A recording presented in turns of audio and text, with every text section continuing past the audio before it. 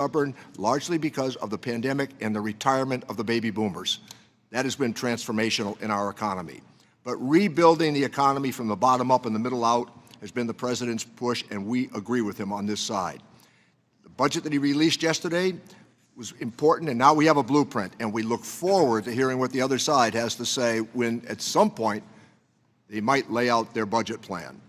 Many of us heard us say before that a strong recovery was never guaranteed, but never bet against the American worker or underestimate the dignity and security of a paycheck. And how did we get here? We invested directly in people and their families. We expanded the child credit, we cut the child poverty rate in half, and no policy has done more to reduce childhood poverty than the child tax credit. We also take credit. I want to thank the members of the committee here. After a long 3.5 days of markup, that yesterday the president's budget took the Ways and Means tax package almost to the item. We sustained millions of low and middle income families with the earned income tax credit and the child and dependent care credit, which was essential. The American Rescue Plan permanently increased the federal child care investment.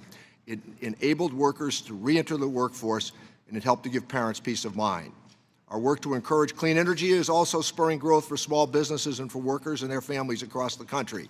And I want to say that publicly and privately in Oklahoma, that position that we adopted with the Inflation Reduction Act in conversations I had there was pretty well received. When coupled with the bipartisan infrastructure law and the tax credits championed by Ways and Means Democrats in the IRA, the clean energy economy is accelerating and millions of green jobs are now on the horizon. I look forward to working with the administration to implement the IRA as text in Congress intended. This was a monumental achievement. While free trade agreements are a purview of Congress, I stand ready to partner with durable and enforceable policies that fulfill the objectives of the IRA. Our multi-year investment in the Internal Revenue Service is making great headway already in ushering in new service for American taxpayers.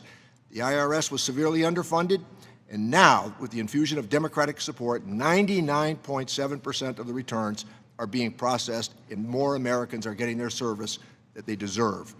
We are pleased that Commissioner Werfel is in place. Contrast that between our achievements and extremism, it is clear. Yesterday, we marked up legislation signaling the intent of our government to default. You know better than anyone, prioritizing debt is not an option. We are here today, Madam Secretary, to welcome you and thank you for your great gift to America, your sheer competence. Today's sole witness is United States Treasury Secretary Janet Yellen. The committee has received your written statement, and it will be made part of the formal hearing record. You have 5 minutes to deliver your oral remarks. Secretary Yellen, you may begin when you're ready. Chairman Smith, Ranking Member Neal, and members of the committee, thank you for inviting me to discuss the administration's fiscal year 2024 budget. The President's proposals prioritize growth-enhancing investments that will build on the economic progress we've made, along with significant tax reforms that will substantially reduce the deficit, improve our long-run fiscal outlook, and reduce fiscal risks. Over the past 2 years, the United States has experienced an historic economic recovery.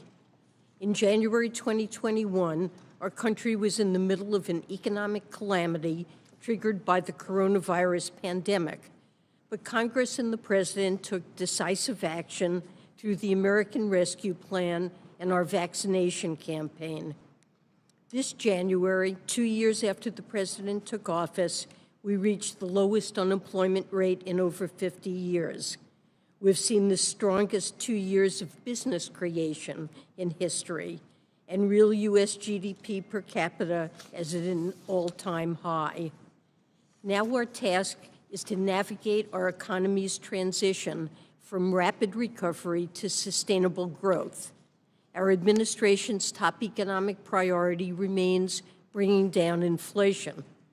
We've seen some moderation in headline inflation, but more work needs to be done.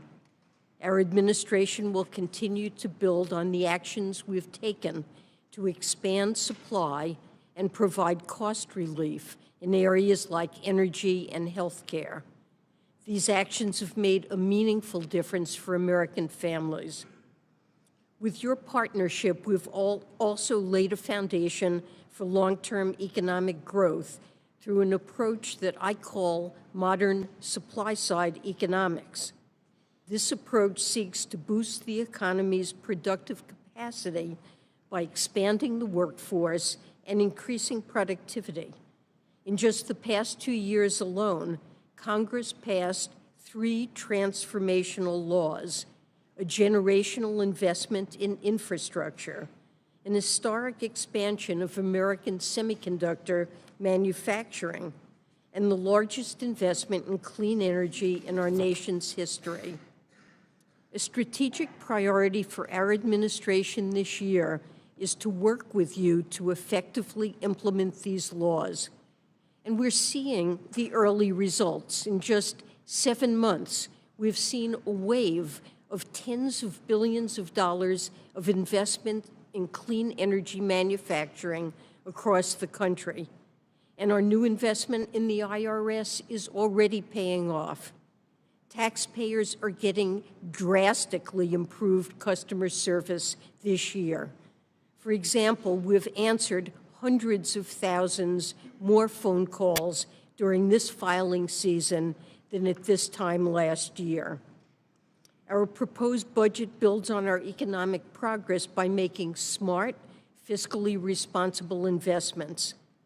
And these investments would be more than fully paid for by requiring corporations and the wealthiest to pay their fair share.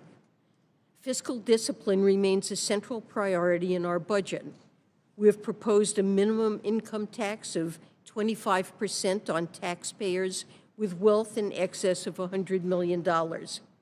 We have also proposed an increase in the corporate tax rate to 28% from the current 21%. And it will come as no surprise that I hope Congress will implement the United States part of the global minimum tax deal. This new regime will end a race to the bottom in corporate taxation and raise crucial revenue for essential investments like those proposed in the President's budget. On the spending side, we suggest additional investments to boost our long-term growth potential. This includes improving the availability of high-quality childcare, providing free and universal preschool, and boosting the supply of affordable housing.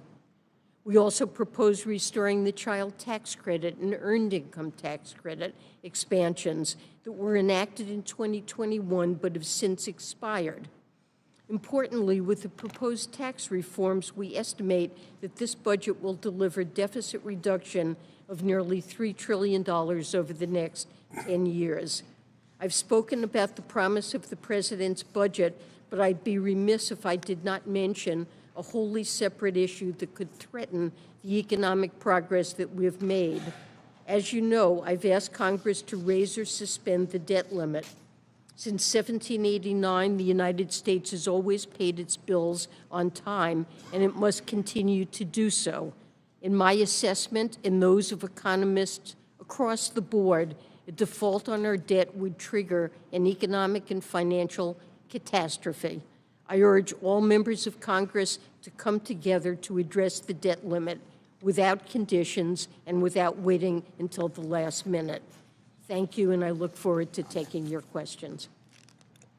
Thank you, Madam Secretary, for your testimony. Without objection, each member will be recognized for 3.5 minutes to accommodate the Treasury Secretary's time. As always, we have to ensure that all members have an opportunity to ask questions of the Secretary. We'll now proceed to questions and answers session, and I'll begin with it first. Yesterday, Secretary, I sent you a letter asking that you provide this committee with legislative language that would accomplish the $4.7 trillion in tax increases contained in your budget proposal within 30 days. The American people, they deserve to know exactly how the Biden administration plans to raise their taxes and the impacts those policies will have on them. So without objection, the letter is entered into the record that I sent you yesterday. So Secretary Yellen, will you commit to providing that legislative text within 30 days to the committee? Chairman Smith, yesterday the Treasury Department published the so-called Green Book, giving a great deal of detail about all of the proposed changes on the revenue side in this year's budget. And I believe that provides the detail that is necessary to consider these proposals. The Treasury Department always stands ready to work with this committee and members of Congress on tax legislation as you consider it. And of course, we stand ready to do that. Yeah, I've looked at the Green Book, and we appreciate you all giving it to us yesterday afternoon. It does not provide the legislative text of the tax proposals of $4.7 trillion that your budget calls for. And so what we were asking for the legislative text, so you're not going to send us the legislative text in 30 days? I don't believe that has ever been done. I was just Congress asking, but usually, okay. As I say, we stand ready to work with you as you consider particular proposals, and we'll certainly look at legislative language and give you our feedback. But if you will present the legislative text to us on your $4.7 trillion in tax proposals, we'd be happy to look at that. And we hope that since that's in your budget, you'll ask that. Last year, Democrats in Congress rammed through $80 billion in mandatory funding for the IRS after your department asked for it in conjunction with the president's first budget proposal. Your plan called for the IRS to monitor nearly every American bank account, to hire 87,000 new employees, and to audit over 1 million more Americans each year, with the majority falling on working-class Americans. The IRS still hasn't given me the plan for the $80 billion and how that $80 billion will be spent, even though we have sent several letters. We've spoken on the phone about that. But that can't be right, Secretary Yellen, that you all don't have a plan yet. Your budget request that was submitted yesterday asked for $14.1 billion in annual appropriations for fiscal year 2024. But that's not all, Secretary. Buried on page 209 of that Green Book that you just highlighted, which explains your proposals, Treasury is asking for an additional $29.1 billion in mandatory funding to, quote, continue IRA-funded enforcement and compliance initiatives and investments. None of that money is dedicated to customer service or IT modernization. Obviously, you all have a plan. You're already funding enforcement and compliance initiatives that have not been disclosed to Congress and the American public.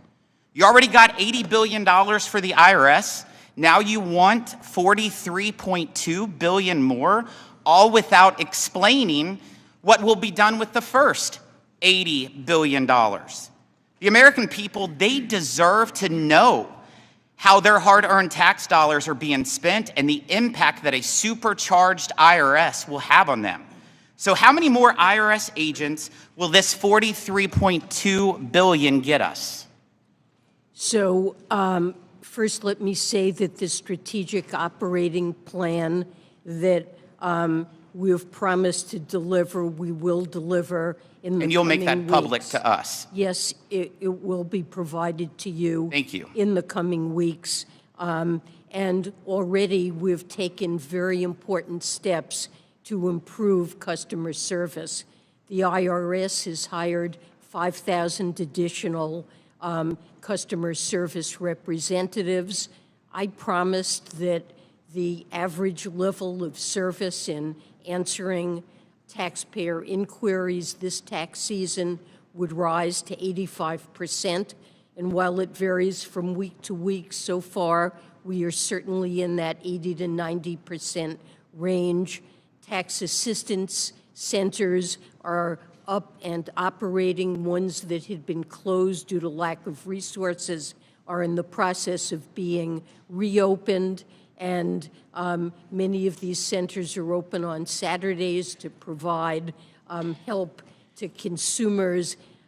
Anyone this tax season, any American attempting to get help from the IRS is experiencing a very different environment. That's good. So, Secretary, audits is something that people really care about. Will there be increased audits on working class families with this new appropriations? I have directed already that IRA resources will not be used to increase the share of households or small businesses earning less than $400,000 or less that are audited relative to historic levels. And I promise and will ensure that that mandate will be met. And let's remember— So that's great news. That's great news, Secretary. That's one common thing that we will have. But part of our oversight duties will be make sure that there's not increased audits for small businesses and working families. I do want to go on. We are getting close to 2 years since ProPublica revealed that it had obtained what is called a vast trove of IRS data, including extensive information on the tax returns of thousands of Americans, sufficient to detail their income, taxes, investments, and even the results of audits. You've been asked several times about this issue in public, and always note that you've referred the matter to the Inspector General and the Department of Justice for review. You've also said previously that you take this very seriously, but this is not an issue that can be referred elsewhere and then completely ignored. The American people, they deserve to know that their confidential information is safe at the IRS, and they deserve answers about what happened. Other than refer the matter elsewhere, what actions have you taken in the last 20 months to identify and fix potential vulnerabilities in how the IRS maintains confidential taxpayer information? Listen, I want to say that I share the same frustration that you're expressing. I would really like to get to the bottom of this. We care deeply about taxpayer privacy, and an unauthorized disclosure of taxpayer information is illegal and something to be taken very seriously.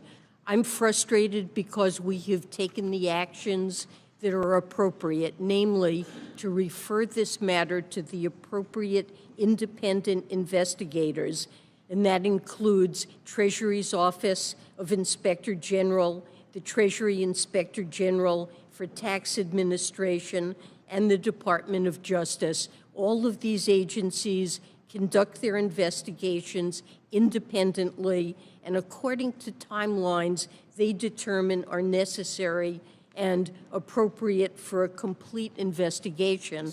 I am waiting to see, just as you are, what the outcome of those investigations So you've done no are. internal audits within Treasury yourself to see if there might have been any kind of leak or any kind of vulnerabilities in protecting taxpayers' confidential information? These are the agencies that are independent, and So you're letting them do it? That's what is appropriate Okay, in this thank you, Madam situation. Secretary. As you know, we've established a portal to allow IRS employees to share information with this committee about any kind of conduct that's going on at the IRS that they think that we should know of, since we're the Committee of Jurisdiction for Oversight. I sent a letter to the IRS and asked that it be shared with all IRS employees. The agency has thus far refused to do so. That is completely unacceptable. IRS employees should know the options they have to report wrongdoing to Congress that they may witness at work. This is a simple issue. It's about basic transparency and accountability. Will you commit to sharing information about our IRS whistleblower portal with IRS employees? Well, I want to say that we have very strong whistleblower No, that's what I've heard, but would you, protections. my question is will you share our whistleblower with the IRS employees, yes or no? I think what is important is that IRS employees know what their full set Exactly, of so- options are, and they certainly can report to this committee. They can report to other committees. But will you of share Congress. this whistleblower information to your IRS employees, yes or no? I will make sure that they have the appropriate information, that they know what their obligations are and their full set of obligations and full set So of does that include this whistleblower possibilities are. hotline? Does that include this whistleblower hotline, that that's something you'll share with them? I will make sure that they know all of the options that they have. Does that include If this they- whistleblower hotline? It includes this committee, certainly. In this whistleblower hotline? It's yes or no. We'll make sure that they are aware. I hope that you of do, their- for the sake of the American public and for the sake of your IRS employees. On February 16th of this year, President Biden issued an executive order on advancing racial equity through the federal government. That was on February 16th. Treasury Department officials have repeatedly said they want to design tax compliance around racial equity. These statements create the implication that the IRS should take into consideration race and gender in how it manages tax compliance and decides who to audit. But tax returns do not ask taxpayers to identify themselves by race. So the IRS doesn't even have the data on race. That's where the president's executive order comes in. The order instructs the federal government to apply an equity focus to several areas, including to, quote, prevent and remedy discrimination, including by protecting the public from various discrimination. It seems clear that this executive order is instructing the IRS to change its process to make audit decisions based on taxpayers' race. Secretary Yellen, do you think there is any circumstance where the IRS should consider a person's race or gender when deciding whether someone should be audited? The IRS doesn't know an individual's race, and we are certainly not proposing that race be reported on tax returns. However, the IRS does need to be careful to ensure that there is fairness in tax administration. And when studies like some that have recently been published suggest that algorithms that the IRS may be using are racially biased in the sense they are much more likely to audit, for example, taxpayers of color rather than others with exactly similar circumstances. It's important for the IRS to become aware of that and to make sure that the procedures that they use are fair. But that certainly does not mean looking at race and deciding whom to audit. So in regards to audits, in fairness, you'll never use race or gender in deciding audits. Race is not available, and as I said, it's important for the IRS to make sure that their tax administration So if race is isn't fair. if race isn't available, your statement about the algorithmics that goes after racial preferences. Well, the investigators were able to infer that the algorithm had that impact in spite of the fact that they weren't certain what the race was of any particular individual.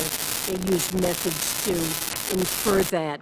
And this is a more general matter that algorithms are often used. They're sometimes used by those who provide credit. They're not based on race, but it may turn out that they are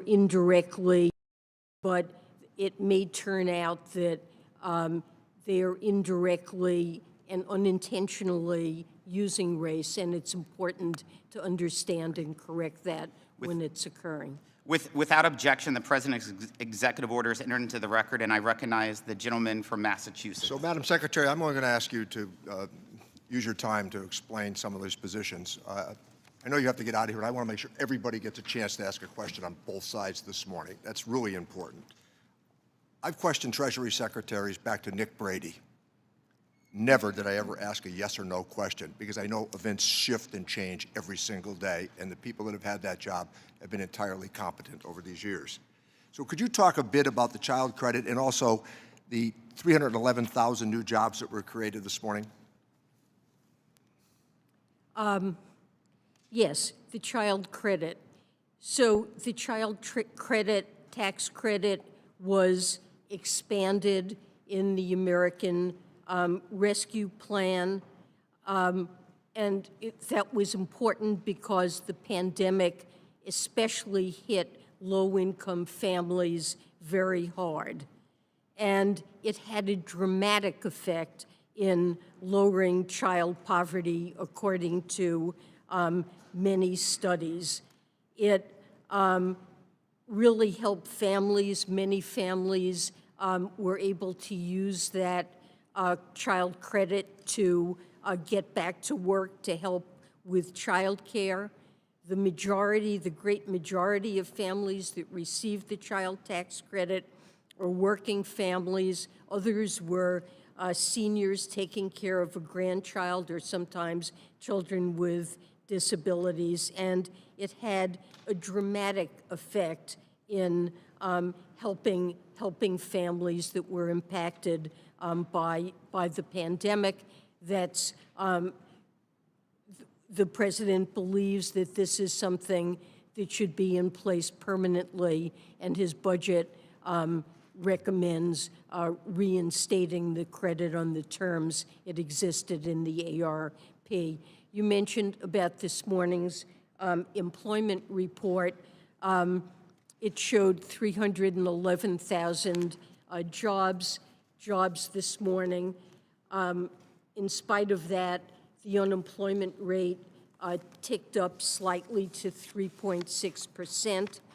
How to reconcile those two disparate facts? I guess I would point out that there was an increase. The labor force participation rate moved up just a tad, which is always encouraging to see people coming back into the labor force.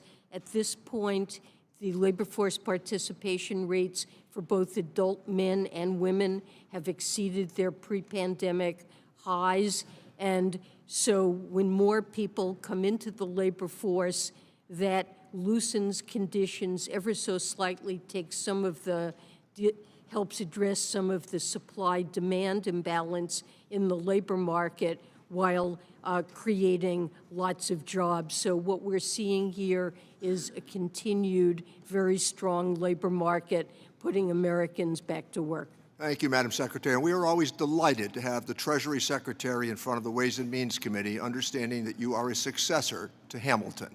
Thank you. Thank you. I look at his picture in my office every day. The gentleman from Florida, Mr. Buchanan's recognized. Madam Secretary, thanks for being here today. My concern is when you look back over the last 20 years, over $20 trillion in debt. So I want to talk to you a little bit about the balance sheet. Also, this financial report that gets put out last couple of years, you signed it. And so I'd like to get your thoughts on exactly, is it a clean opinion? What you said, it's unsustainable, the financial path that we're on. That's what you mentioned in the report. It doesn't seem like it's a very clean audit. I think there's obviously, just in terms of the overall debt, 31 trillion, 20 trillion in the last 20 years. There's plenty of blame, let's put it that way, to go around. But I'm very, very concerned about where we're at and where we're going. I've got 2 kids and 9 grandkids, and a lot of us have children in here. And a top economist said to me, at some point this ends badly. You're the way I look at it, the chief financial officer. You know, we get over here and raise the debt, but looking back over the 20 years, I have absolutely no confidence and the way we do business up here. So I'd like to get your thoughts just quickly. What did you mean by unsustainable path that we're on currently as a result of something that you'd put in the financial report? What does that mean to you? Well, a sustainable path is one that keeps in my view, the interest expense on the debt that Americans have to pay. We take in tax revenue. Some of it needs to be devoted to paying interest on outstanding debt. How do you explain 20 trillion? It's critical that it be manageable. Excuse me. How do you explain 20 trillion in 20 years? I mean, we just keep piling up the debt. 100 basis points on 31 trillion is $300 billion a year. I mean, we're kidding ourselves. So if you're at 5-6% thinking about raising rates, you're talking $1 trillion and a half in just interest alone. So I think it's a concern. Let me just jump to the second question quickly. Is $1 trillion, they're talking about tax increases on small business. That's the proposed budget in terms of pass-through entities. I'm very concerned. That puts the American dream clearly at risk. So 39.5, you add up the other things, you're probably 46. If you figure in New York, New Jersey, I'm in Florida, Texas, you look a little differently, or California, you're close to 60% for pass-through entities. These are small businesses for the most part, 50 employees or less. And it's obvious to me personally that many of you have never been in business because you'd understand that the cost of capital is not available for a lot of these small businesses, especially in the environment we're in today. A lot of people are concerned. But how do you think about the idea of another $1 trillion on our small business, medium-sized businesses? The president pledged not to raise taxes on any individual or small business earning under $400,000. Well, I'm just saying that if someone's got There's not a single penny. Let me just finish on this point. If someone's got 100 employees and they make 600-700, the business does, they take out 100, they pay their taxes, and they have a few bucks, they can help their balance sheet. And that's the reality in the small business world. Just because as a small business you make 600 doesn't mean you take that home. You need that money to grow. That's the fuel to grow your business. With that, I yield back. Gentleman from Texas is recognized. Madam Secretary, I admire your courage in going to Ukraine, and I'm glad you're battle-tested for coming here to our committee. Thank you. Let me ask you, I'm hopeful that the Republicans will get to us their budget plan in 30 days, just as they've asked for commitments from you to do things within 30 days. They seem to think that we can continue to deal with our debt problems by removing revenue from our vital public services. And I want to touch on two areas that I think the President and you have acted most appropriately to sustain our needs.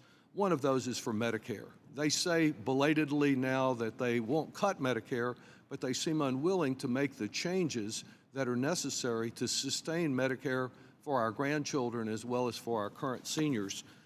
I introduced legislation last year concerning the net investment income tax, and I have reintroduced it, and I see that's included in the President's budget. Isn't it correct that the estimates are that about 85% of that increase would be paid by those who earn $1 million or more a year, and that none of the tax burden would be on those below $400,000?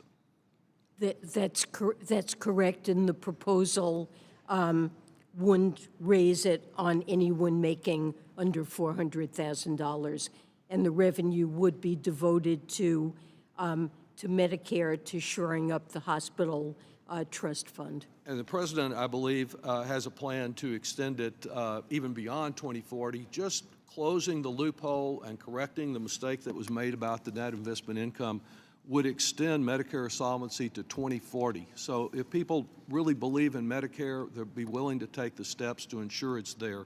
And of course, the second one, and it mystifies me at the creativity of our Republican colleagues in coming up for excuses to defend multinationals for not paying their fair share for our national security, though they benefit from it perhaps more than any other group in our society.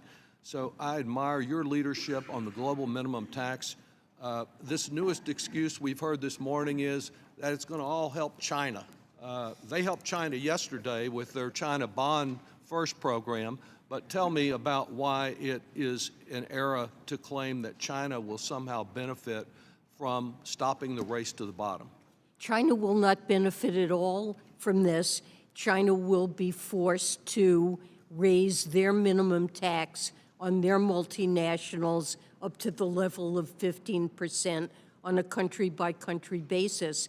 And China has signed on to the agreement, but if for any reason China failed to enact this tax and put it in place, there's an enforcement mechanism built into this agreement by which the United States or other countries in which Chinese firms do business, where they have subsidiaries doing business, we would impose a top-up tax on Chinese corporations operating in the United States or in Europe, where they've already put the tax into place. So if China doesn't tax these firms, their multinationals, we will do it and we'll keep the tax revenue. But one way or another, we will level the playing field so Chinese firms are on the same footing as our multinationals. Thank you for your leadership. Thank you. Gentleman from Nebraska is recognized. Thank you, Secretary Yellen. Our time is short here, so I'll try to be quick in answering some very concise questions. We have serious concerns about the impact that the $80 billion that the IRS is receiving and its impact on families and small businesses. There are concerns about the funding stemming from the fact that we're working from disparate statements from the administration. So I'm glad you're here to help clarify. 2021, the Treasury released an analysis right here that states $80 billion in additional IRS funding would be used to increase the total headcount at IRS compared to 2021 by almost 87,000 employees over the next decade. Is that accurate? Is that correct? The vast majority of those hires are to replace attrition, people who would be retiring. So okay, so the attrition is about 12,000 personnel over the last 10 years. Over 10 years, it's much larger than that. Okay, the record reflects that the headcount decreased by 12,000 over the last decade. So that would leave us at 75,000 new personnel at IRS. So I just want the record to reflect that. Now, regarding the audits, and the chairman talked a bit about this, there's been confusion about the meaning of the directive that you cited in the letter last August and then repeated here today. So are you talking about the total number of audits, or are you talking about the proportion of audits on families and small businesses under $400,000? I'm talking about the proportion of those small businesses and families. Okay, so the proportion, I mean, just for the record, the proportion is 90%. So 90% of the new audits will be, according to the data, that we can expect up to 90% of new audits to be on those making less than $400,000. The purpose of this legislation is to vastly increase the audit rates yes, on we understand. high income, high wealth, Right, complex partnerships. But the data reflects that it's broader than that, especially given the number of personnel. But The shifting extent that gears, the number of taxpayers I understand. in earning less than $400,000 increases the audit rates. the rates and of risk audit, will not, the will rates not of audit rise. and the commitments, are certainly, I believe, very clear. The shifting gears, critical mineral requirements in the Inflation Reduction Act refer to, and I quote, countries with which the United States has a free trade agreement in effect, end quote. As chairman of this panel's trade subcommittee, I've been surprised to hear the Biden administration may take the view that the term, quote, free trade agreement, end quote, is undefined and actually open to various interpretations. So this committee has jurisdiction over all U.S. trade policies, including the negotiation and enforcement of trade agreements. We know exactly what a free trade agreement is, as do our partners, our trading partners, who have actually raised concerns about the Inflation Reduction Act. So Secretary Yellen, please clarify, would you define a free trade agreement or at least provide a list of countries with whom we have a free trade agreement? Well, we clearly have a number of comprehensive free trade agreements that will qualify as free trade agreements for the purposes of this statute. But in December, Treasury issued a white paper that lays out a possible approach to identifying additional agreements that could potentially qualify. And we understand that the key goal of the IRA is to strengthen supply chains we rely on for energy and resources. And in order to effectuate the goals of the legislation, it may be appropriate to negotiate. I understand what the IRA is additional- intended to do. I fear what the actual impact will be, and my time has expired. Gentleman from California is recognized. Thank you, Mr. Chairman. And Madam Secretary, thank you for being here and welcome. I have a couple of things I want to bring up, but first I want to be really clear. You were confirmed Secretary in January of 2021. This January, we hit the lowest unemployment rate in 50 years. We went from unprecedented pandemic to the lowest unemployment in decades, and you oversaw all of it.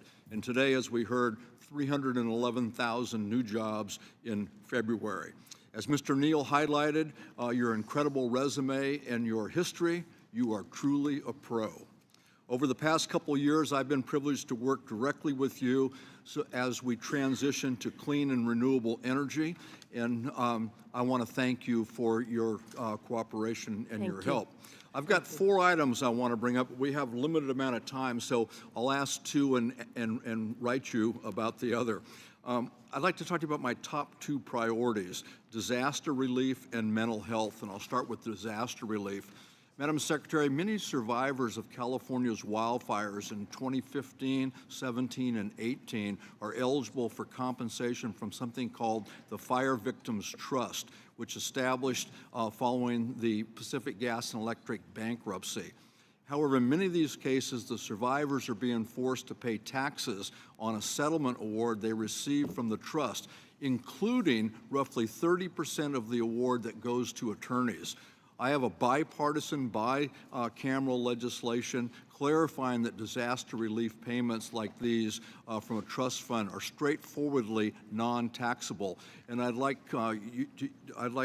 you to work with us and your people to work with us so we can help these folks who haven't even received enough money to rebuild the homes that they lost. And then second, I think the biggest issue, the second biggest issue that we face as a people is mental health. We see problems everywhere, schools, homelessness, veterans, amongst the elderly. Mental illness is a huge, huge problem that costs us trillions of dollars, and we need to figure it out. But treating the symptoms as we've done isn't enough, nor do we have all the money to do it. We have to get ahead of the curve. And Mr. Kelly and I have bipartisan legislation that we're getting ready to reintroduce and we shared it with your staff, that provides tax incentives for neurological research. Madam Secretary, do you agree that we can and should use the tax code to help address our collective mental health crisis? Well, these are critically important problems and, to me, appropriate priorities. And let me say that we will be more than happy to work with you on this legislation. So my staff can certainly be in touch. Thank you. And then I'll submit my questions about solar cells and taxpayer correspondence to you in writing. Again, thank you for the incredible job that you've done and your commitment to public service. Thank you. Thank you for I your yield back. kind words. Much appreciated. Gentleman from Pennsylvania is recognized. Thank you, Mr. Chairman. Madam Secretary, thanks for being here. And you do have an impressive resume. Thank you. And your dedication to the public and trying to do everything you can when it comes to the economy is really great. I got to tell you, I live at a much different level. And there's an old saying, if you can't convince them, confuse them. Now, being in the retail automobile business all my life, I'm better on blacktop than I am on a laptop. And as we go here and we throw these questions out to you, I keep coming back to some of the things I've learned in my past life. And, you know, one of the things is, you read The Tale of Two Cities, and this is what we're talking about, right? It's the best of times, it's the worst of times. We talk about job creation. It's not job creation, it's job recovery. And I heard this not in the Trump administration, but the previous administration. We used to talk about how many jobs we created, and what it really was is we were just getting people back to work that were no longer working, and some of the decisions we've made made it more valuable for people to stay at home than go to work. And it wasn't that people were lazy, it's just that they weren't stupid.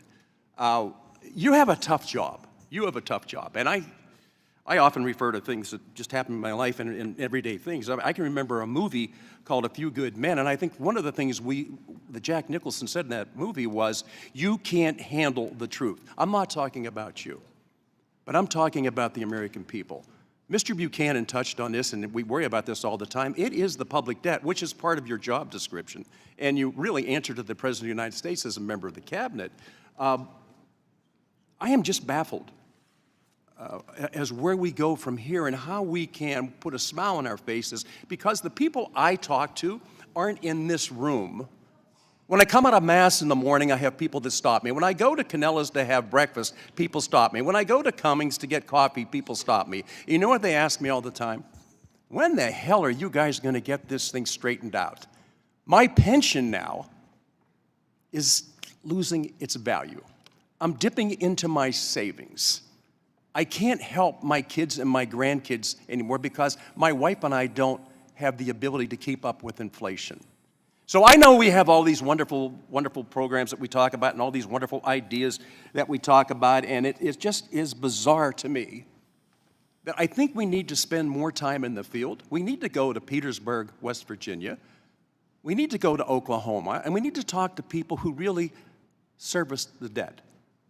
And that is our hardworking American taxpayers. I think all of us, while we have questions of you, I got to tell you, I don't know that I would want your job. I don't know that I wouldn't be there and wondering where the slap was going to come from next. But you do one heck of a job. I would just hope that as a committee, we don't look at how it is that we can make each other look bad or to figure out who struck John, but to understand that it is the American people that are suffering right now. This idea of not looking into ProPublica, and I understand what you said, is somebody else's thing, and I got to tell you, I got 10 grandchildren, so this reminds me of Humpty Dumpty.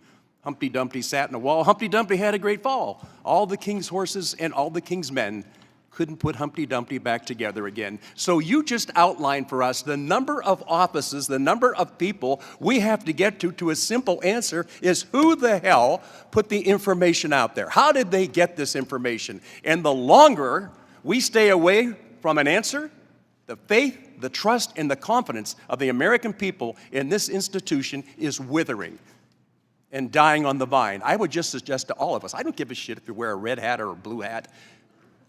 Wear something that's red, white, and blue, and look at how it is that you represent back home. Because I love sitting here and listening to all the testimony. What I have a hard time is when I go back home and saying, we're working on it. We just don't know who's going to answer the question for you. Thank you so much. I appreciate you being here. Your patience and your dedication to this country is phenomenal. Thank you, ma'am. Gentleman from Connecticut's recognized. Thank you, Mr. Chairman. Thank you, Madam Secretary, for being here. And thank you also for being part of an administration that actually did leave the country with a surplus. Mr. Neal yesterday very eloquently went through that process. So I think the American people and even our colleagues over here on this side of the aisle, we point with great pride your example, your leadership that you have demonstrated, including the 12 million new jobs that have been created in just the past 2 years. Also wanted to, because there's a lot of talk about fairness and debt, et cetera, and I am now the ranking member of the Social Security Subcommittee, and Social Security, as you know, is the nation's #1 anti-poverty program for the elderly, and hopefully we get the child tax credit back, but absent that, it's the #1 anti-poverty program for children as well. I commend the President for his budget that increases the opportunity and makes Medicare more solvent and also strengthens Social Security. And it does so actually by paying for it. And the President in his comments said, and you pointed to this, that there will be no tax increase on anyone over $400,000. How many Americans does that represent? How many people are in that area of earning over $400,000?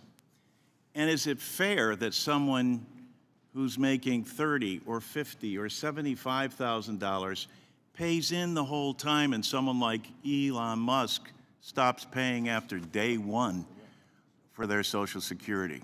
Isn't this about fairness?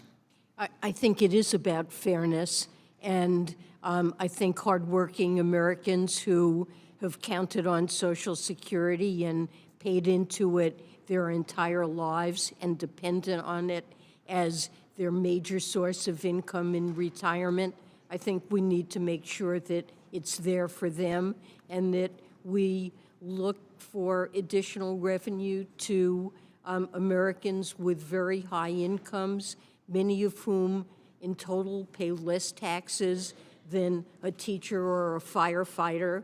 And throughout the president's budget, there are many proposals to make sure, for the sake of tax fairness, that those individuals pay at least a minimum. A person making $100 million or more should pay at least 25% of their full income as taxes.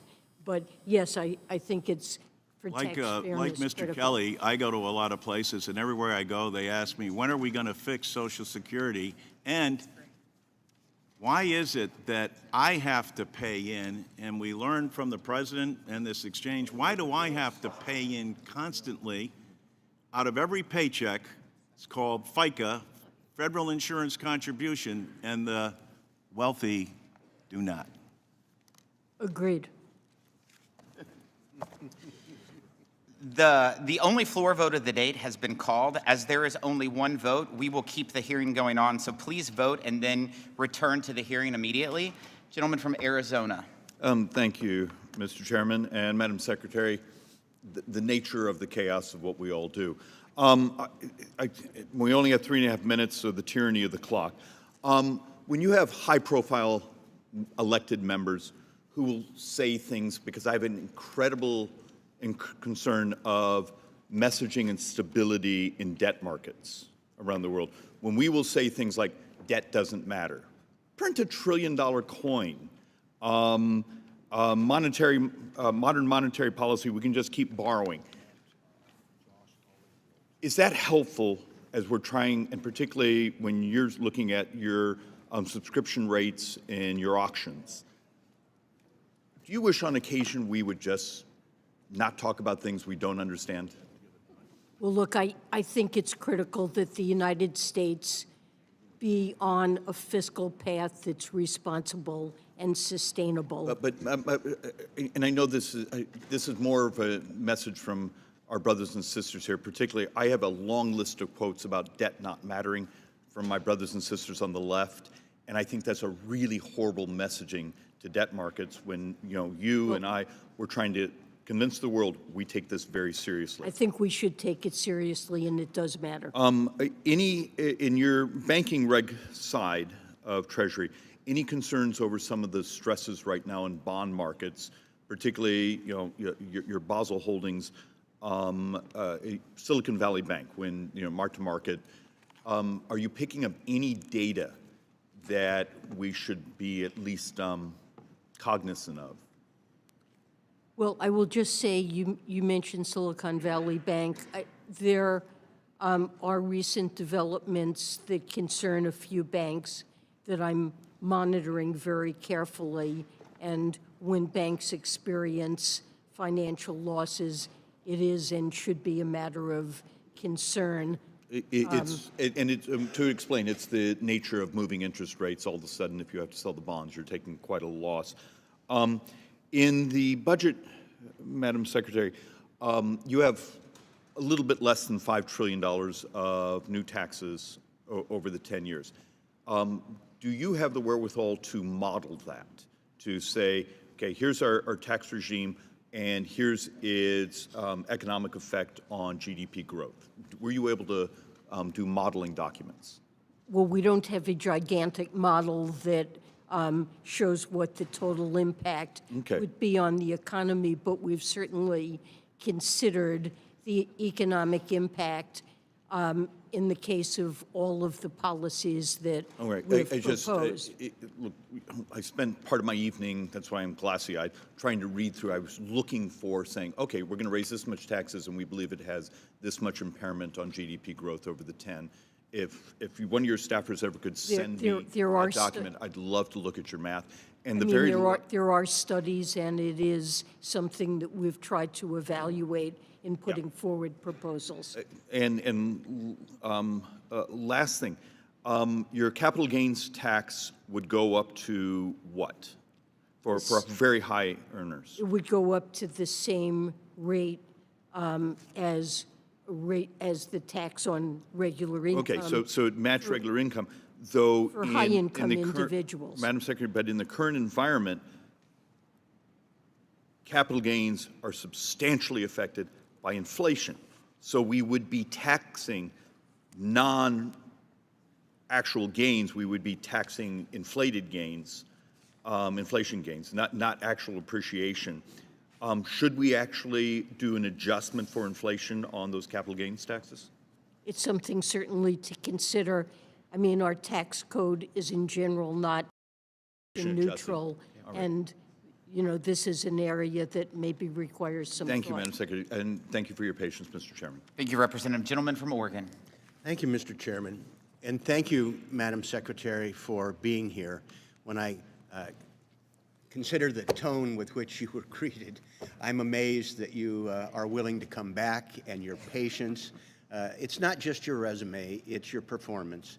You have one of the most difficult jobs in America, and every American has a stake in your success. Thank you. Yesterday's action by this committee, coming up with this fantasy that somehow the IRS can prioritize 1.28 billion payments a year to try and sidestep our responsibility to raise the debt limit. I apologize for that.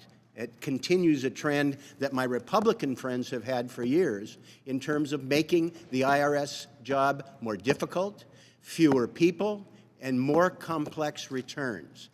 I'm hopeful that we can get past that and that we're able to engage with you in a constructive way to avoid economic catastrophe.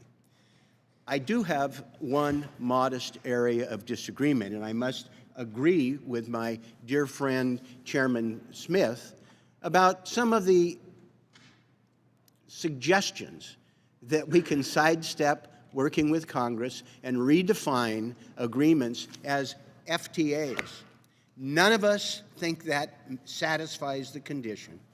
I've worked with 5 presidents on trade issues, and when we do not have a good, constructive working relationship and Congress playing its role, it doesn't end well.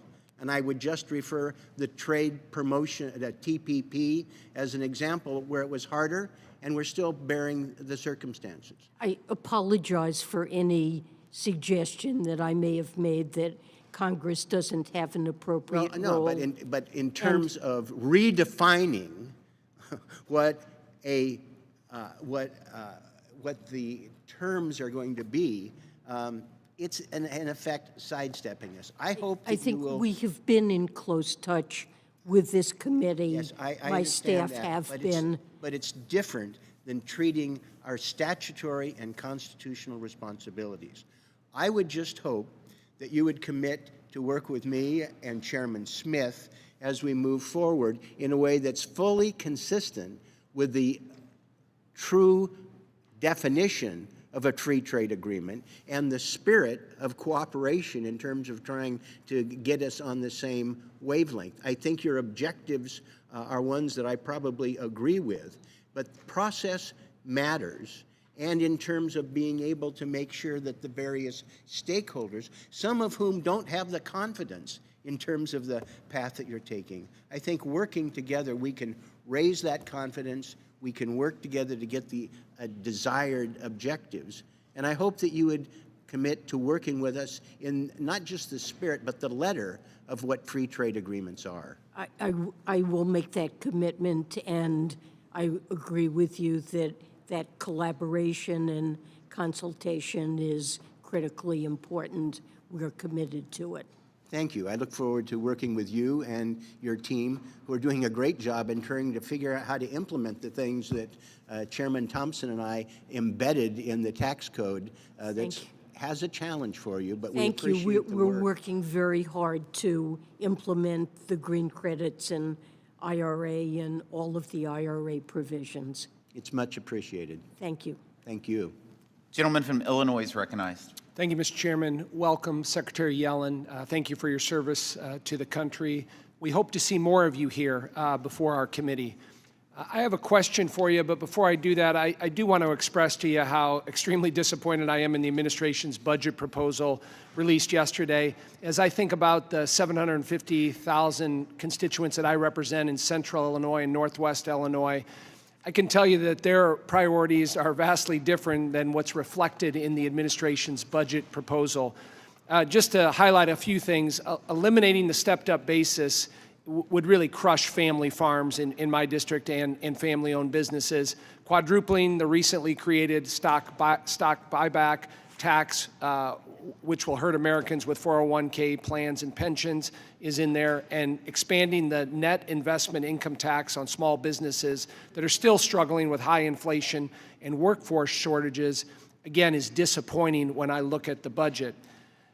It is clear that many of the real challenges that Americans are facing are not being heard by this administration and in this budget.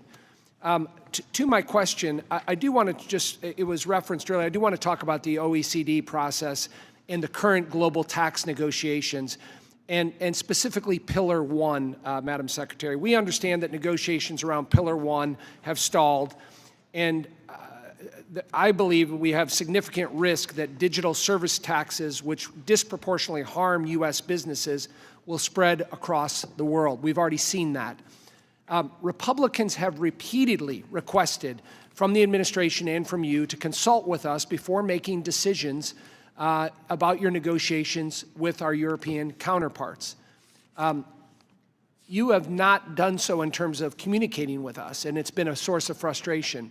You've not provided any analysis that would allow members of this committee to evaluate the effects of Pillar 1. So, Madam Secretary, as you sit here today, I think you would agree that it is not financially responsible to purchase a product without knowing its price. And that's the real core here. So when can Congress expect to see this analysis so that we know what we are actually being sold here? So let me say that we have consulted and with this committee and with staff on a regular basis about these global negotiations.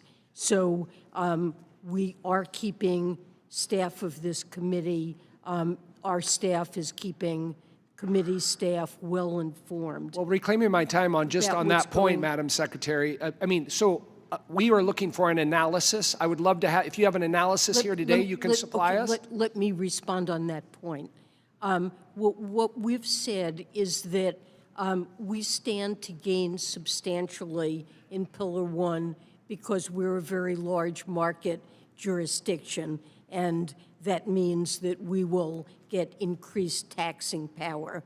However, there are also provisions on which we will lose, and it's a very fine balance. Zero is certainly a possibility with respect to revenue, and there remain significant disagreements in the Pillar 1 negotiations. Until those are resolved, we can't do the analysis that you want, but what we have said is that the likely impact on U.S. revenues, while it could be slightly positive or slightly negative, depending on the details, it is not likely to be large. Well, I would just say the premise of what you just said there and the justification for that sounds great, but an analysis on that we can digest and look at and work with your team is what we need. Thank you. Thank the gentleman. The gentleman from New Jersey, Mr. Pascrell. Thank you, Mr. Chairman. Madam Secretary, A Stanford University report found that black taxpayers are disproportionately audited by the IRS. I'm sure you read that report. Now, this was true for earned income tax credit recipients, and this group is long overrepresented in getting audited. The numbers show that. I'm thrilled we have a new IRS commissioner to effectively implement the Inflation Reduction Act to close the tax gap and rebuild a fair tax enforcement. Yesterday, our Oversight Subcommittee called on Mr. Werfel to prioritize fixing our biased and broken two-tier tax system. Madam Secretary, will you commit to addressing racial disparities in audit selection? Yes, absolutely, we will. We need a tax system that operates fairly. And as you noted, our new IRS commissioner has promised to report back to Congress on this matter very promptly. Will you ensure the IRS uses Inflation Reduction Act funds to stop disproportionately auditing EITC recipients and focus on auditing other folks in the system as well? The focus of the funds in the IRA is intended to be high income, high wealth, complex partnerships, corporations where audit rates have fallen to extremely low levels and where most of the revenue that constitutes the tax gap, we know that's where it lies. That is the focus on enforcement. But on the EITC, there are high rates of improper payments, partly because there are firms that improperly file for EITC for low-income individuals, and we do need to attend to that. So it's not the fault of individuals, but there is an issue there that we need to continue to focus on, maybe through education and outreach. You've provided tremendous service to our country. Thank you. Mr. Chairman, I want to bring to your attention the fact that there is a member of the cabinet sitting before us who admits mistakes once in a while.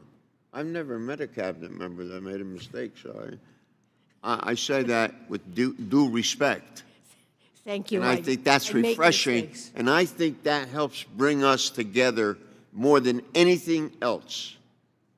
Anything else. I'm serious. And I'm happy to do work with you, and you've done a great job. Thank you so much. Much appreciated. I'd like to thank the gentleman from New Jersey. Now recognize the gentleman from Ohio, Mr. Winster. Thank you. Mr. Pascrell, I'd like to agree that honesty really does help, no matter what we're dealing with. Anyway, thank you, Madam Secretary, for being here. The Tax Cuts and Jobs Act verifiably led to more American jobs, historically low unemployment, stable revenues, higher wages, and COVID hit.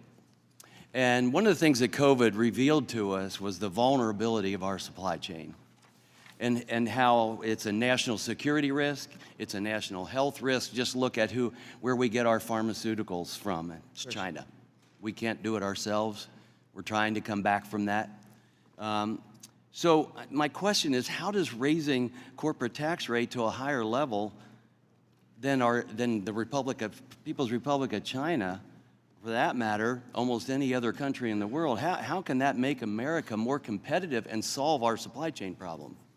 Well, I believe it really is important that we invest in America so we can be a competitive economy. And you mentioned the importance of tax rules to private investment in equipment and software. But I guess I would point out, and this is What I mean when I use the term modern supply-side economics, there are quite a few other kinds of investments that are relevant to our productivity and competitiveness, and we also need to focus on those. So infrastructure is an example. Education I agree. is another No, example. I agree with that. Research You've got to have all those things in place, and you can call them investments or whatever, but also I think that making the business feasible here compared to somewhere else makes a big difference. And that's what we have to consider as well. We've had no inversions since the Tax Cuts and Jobs Act, and I don't want to see that go away.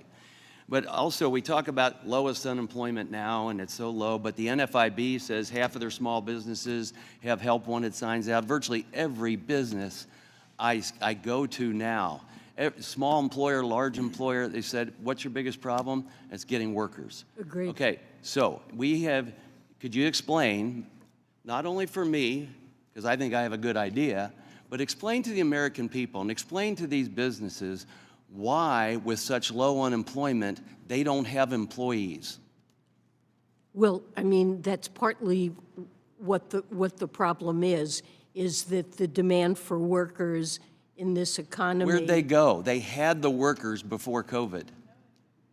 Well, the COVID pandemic accelerated retirements. We have seen labor force participation for both adult men and women rise above previous levels. And the president's budget focuses on providing households the child care and other support they need to work. And I think it's really important to boost labor supply. And the president's budget is focused. So my point is, it's not completely honest if we just say, hey, unemployment's low. Well, yeah, but it's still a problem to get employees. So we can't pretend there's a rosy picture. We've got to address all these other issues. It is a problem that many businesses, most businesses, face and are trying to deal with. Thank you. I yield back. Appreciate it. Gentleman from Illinois is recognized. Thank you, Mr. Chairman. Thank you, Madam Secretary.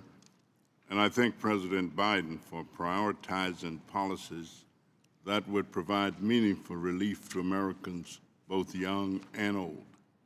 I deeply appreciate the recognition that making the adoption tax credit refundable is essential to removing income as a barrier to adoption. I thank the President for advancing an even greater child tax credit to lift even more children out of poverty. The CTC was a lifetime in my communities, and its absence makes children more vulnerable. I also want to thank you for prioritizing the improvements to the Earned Income Tax Credit that I have long championed in my responsible fatherhood legislation, and for preserving the protections for foster youth and youth experiencing homelessness. I thank you for permanently ending the taxation of forgiving student debt and for all the other policies that would make our country stronger. I hope that you will consider the importance of direct tax credits for child care and rent as supplements to the strong budget you proposed. As we saw with the modernized child-dependent tax credit in 2021, direct tax credits serve as an essential tool for helping every eligible working parent or cost-burdened renter given the limited availability of other assistance such as vouchers or low-income housing. And finally, like other systems in our country, the seemingly race-neutral tax policies and audit practices have a substantial disproportionate impact on taxpayers of color. So I hope to work with you to identify legislation that would collect key demographic information about taxpayers to better understand racial and gender equity. And I thank you very much. Thank you very much. Do you yield? No, I will yield, of course, for the Secretary. Oh, Well, certainly the president supports the child tax credit and earned income tax credit, and would work with you to consider the child independent care credit, which was passed earlier by Congress, but by the House, but isn't in the Green Book proposals, but would certainly look to work with you on that. Well, thank you for all of your accomplishments. It's certainly a strong budget, and we look forward to continuing to work to make it even stronger. Thank you very much, and I yield back. Gentleman from Texas is recognized. Thank you, Mr. Chairman. Thank you, Madam Secretary. I'm the budget chairman, and we will have a budget. My Democrat colleagues, the last 4 years, did not have a budget, so it's rich when I hear them talk about us presenting a budget. Second thing I want the American people to know is y'all sent your budget late, and so the process is delayed. And we're going to take our time, and I hope you appreciate this, to unpack what's in this massive budget proposal. We're going to analyze it, and we're going to lay it out for the American people. So that will be the process. We will have a budget, and we will be able to compare not just the numbers, but the priorities, the policies, the values, and the vision that we differ on for the future of this country. Quick question, if you could, just a yes or no on this. Does the amount of government spending that we have been pushing out over the last couple of years, about $10 trillion, 6 of that is borrowed money, that's adding to the debt, about $6 trillion. Does that, has that contributed to this 15 consecutive months of record inflation?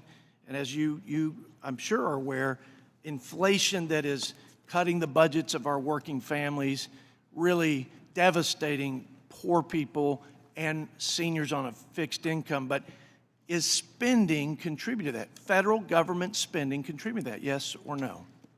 Well, I believe that that was critically important support to make sure we didn't end up with a scarred labor force at a time when the risk was we could see. So is that a yes, that has spending contributed to inflation? Just yes or no? Forget your reasons why. You make that case to the American people. I'll say that the American Rescue Plan that was Democrat supported, no Republicans, jammed through, was more about bailing out union pensions and paying teachers' unions for schools that never opened to our children. We can debate that point. Does spending contribute to inflation? I believe that most of the inflation we've experienced reflects disruptions from the pandemic, the supply side of the economy. Madam Secretary, please, and with all due respect, I ask for a simple answer. The American people know that the spending that has flooded the marketplace has created this gap in supply and demand, and it is punishing as the worst of regressive taxes on all Americans. And here's the insulting thing, and again, with all due respect, this is insulting, that your budget, the president's budget, increases spending. The budget has the highest sustained levels of spending, taxes, and deficits in the history of the United States of America. Now, I want to finish on this. You've requested $100 billion more in just discretionary spending. If you do the average amount of spending that you all have requested in the last 3 years, the actual and the requested, we'd be $3 trillion over the $20 trillion that CBO is projecting. It's bankrupting the country, and it's insulting that your budget comes back, your proposal is more of the same. I'm sorry, there's $3 trillion of deficit reduction over Nobody the next believes 10 that. years in this budget. I appreciate that there on are paper. ways, it's one thing to spend when you don't pay for it, and it's another thing to spend when you do, and there are revenue raisers in this budget that more than finance the additional spending. Y'all have added proposed. $6 trillion to the debt, and even if I believe what you put on paper, you're taking off half of that. Only half of the $6 trillion you've added. As if you're trying to give a gift back to them. Here's half of your money back. We're going to help save the country by giving half the money that we borrowed. on the backs of our children. I just don't believe it, and I look forward to more conversations, and I appreciate your service. Recognize the gentlelady from California. Thank you. Secretary Yellen, thank you so much for joining us here this morning.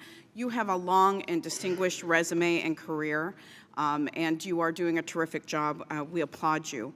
I'm sure that as a woman working in a traditionally dominated male field, you're probably no stranger to breaking firsts and paving the way for other women, which is why during Women's History Month, it's disappointing to see some of my colleagues talk down to you, use profanity, and not allow you to finish your answers here at this hearing. And I think it's important to call out that kind of behavior.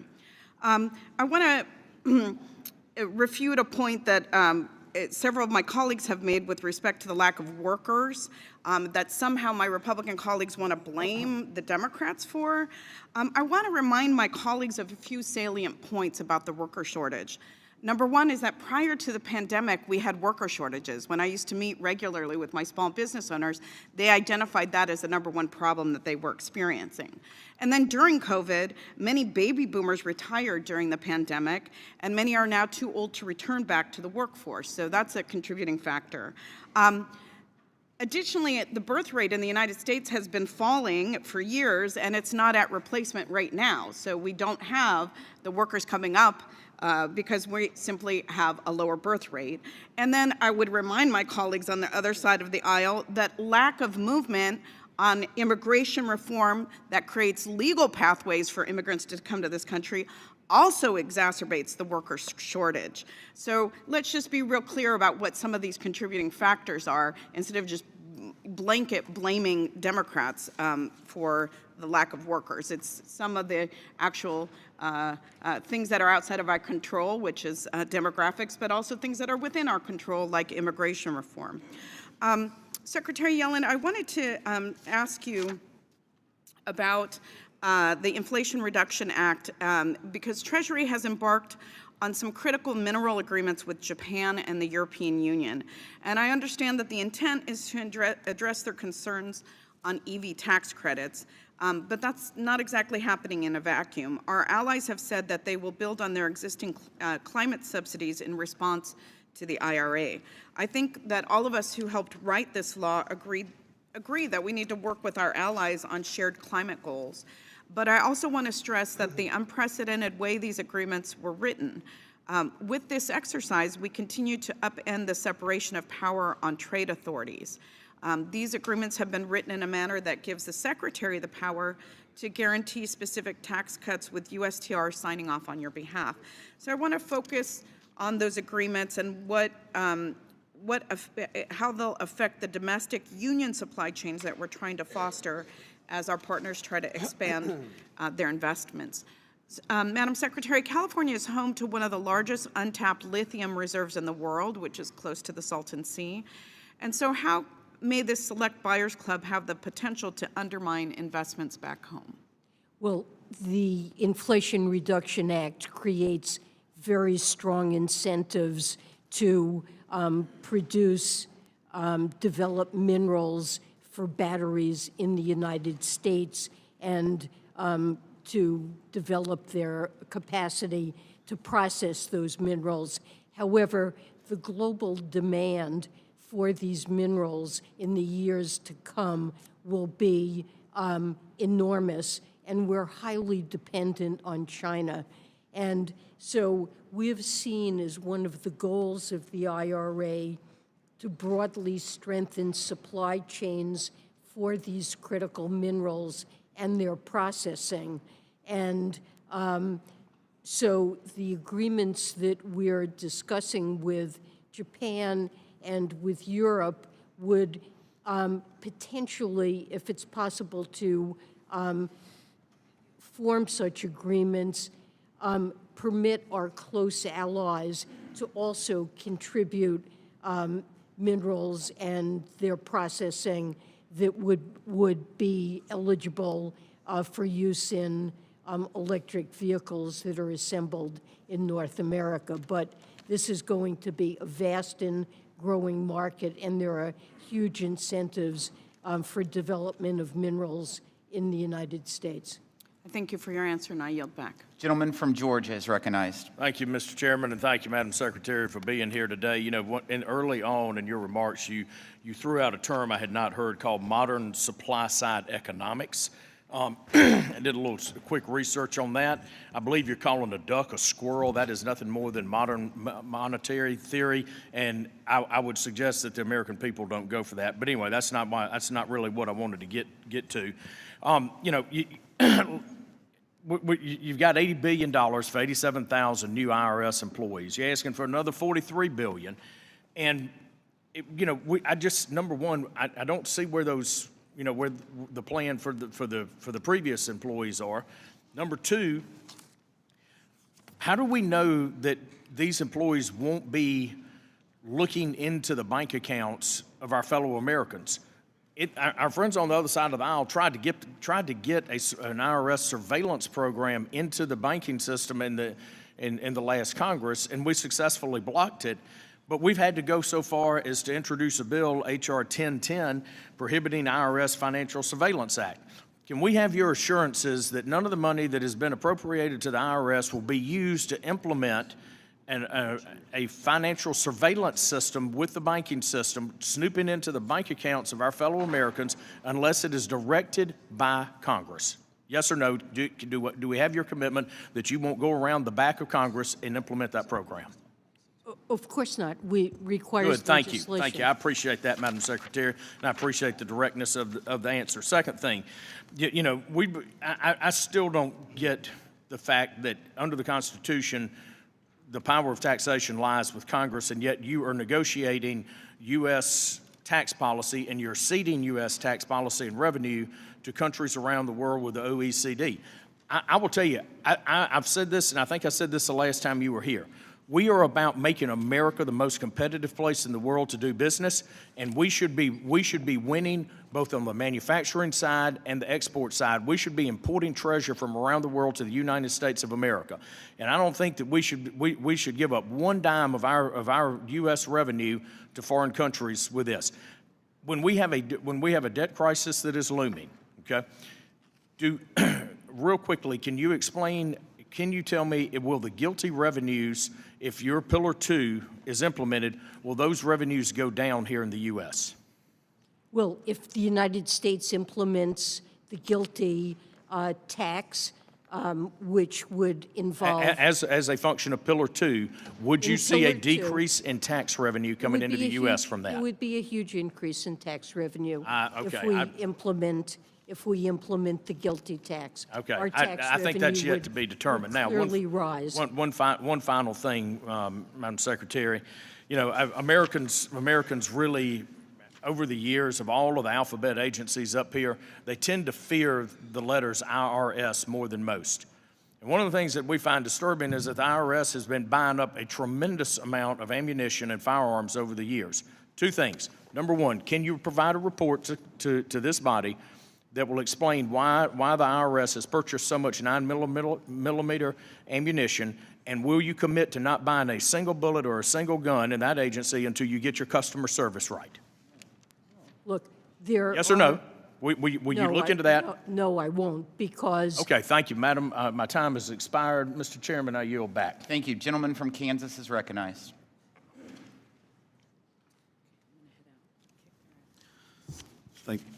Thank you, Mr. Chairman, and thank you, Madam Secretary. Over here, we're doing two for. I'm sorry.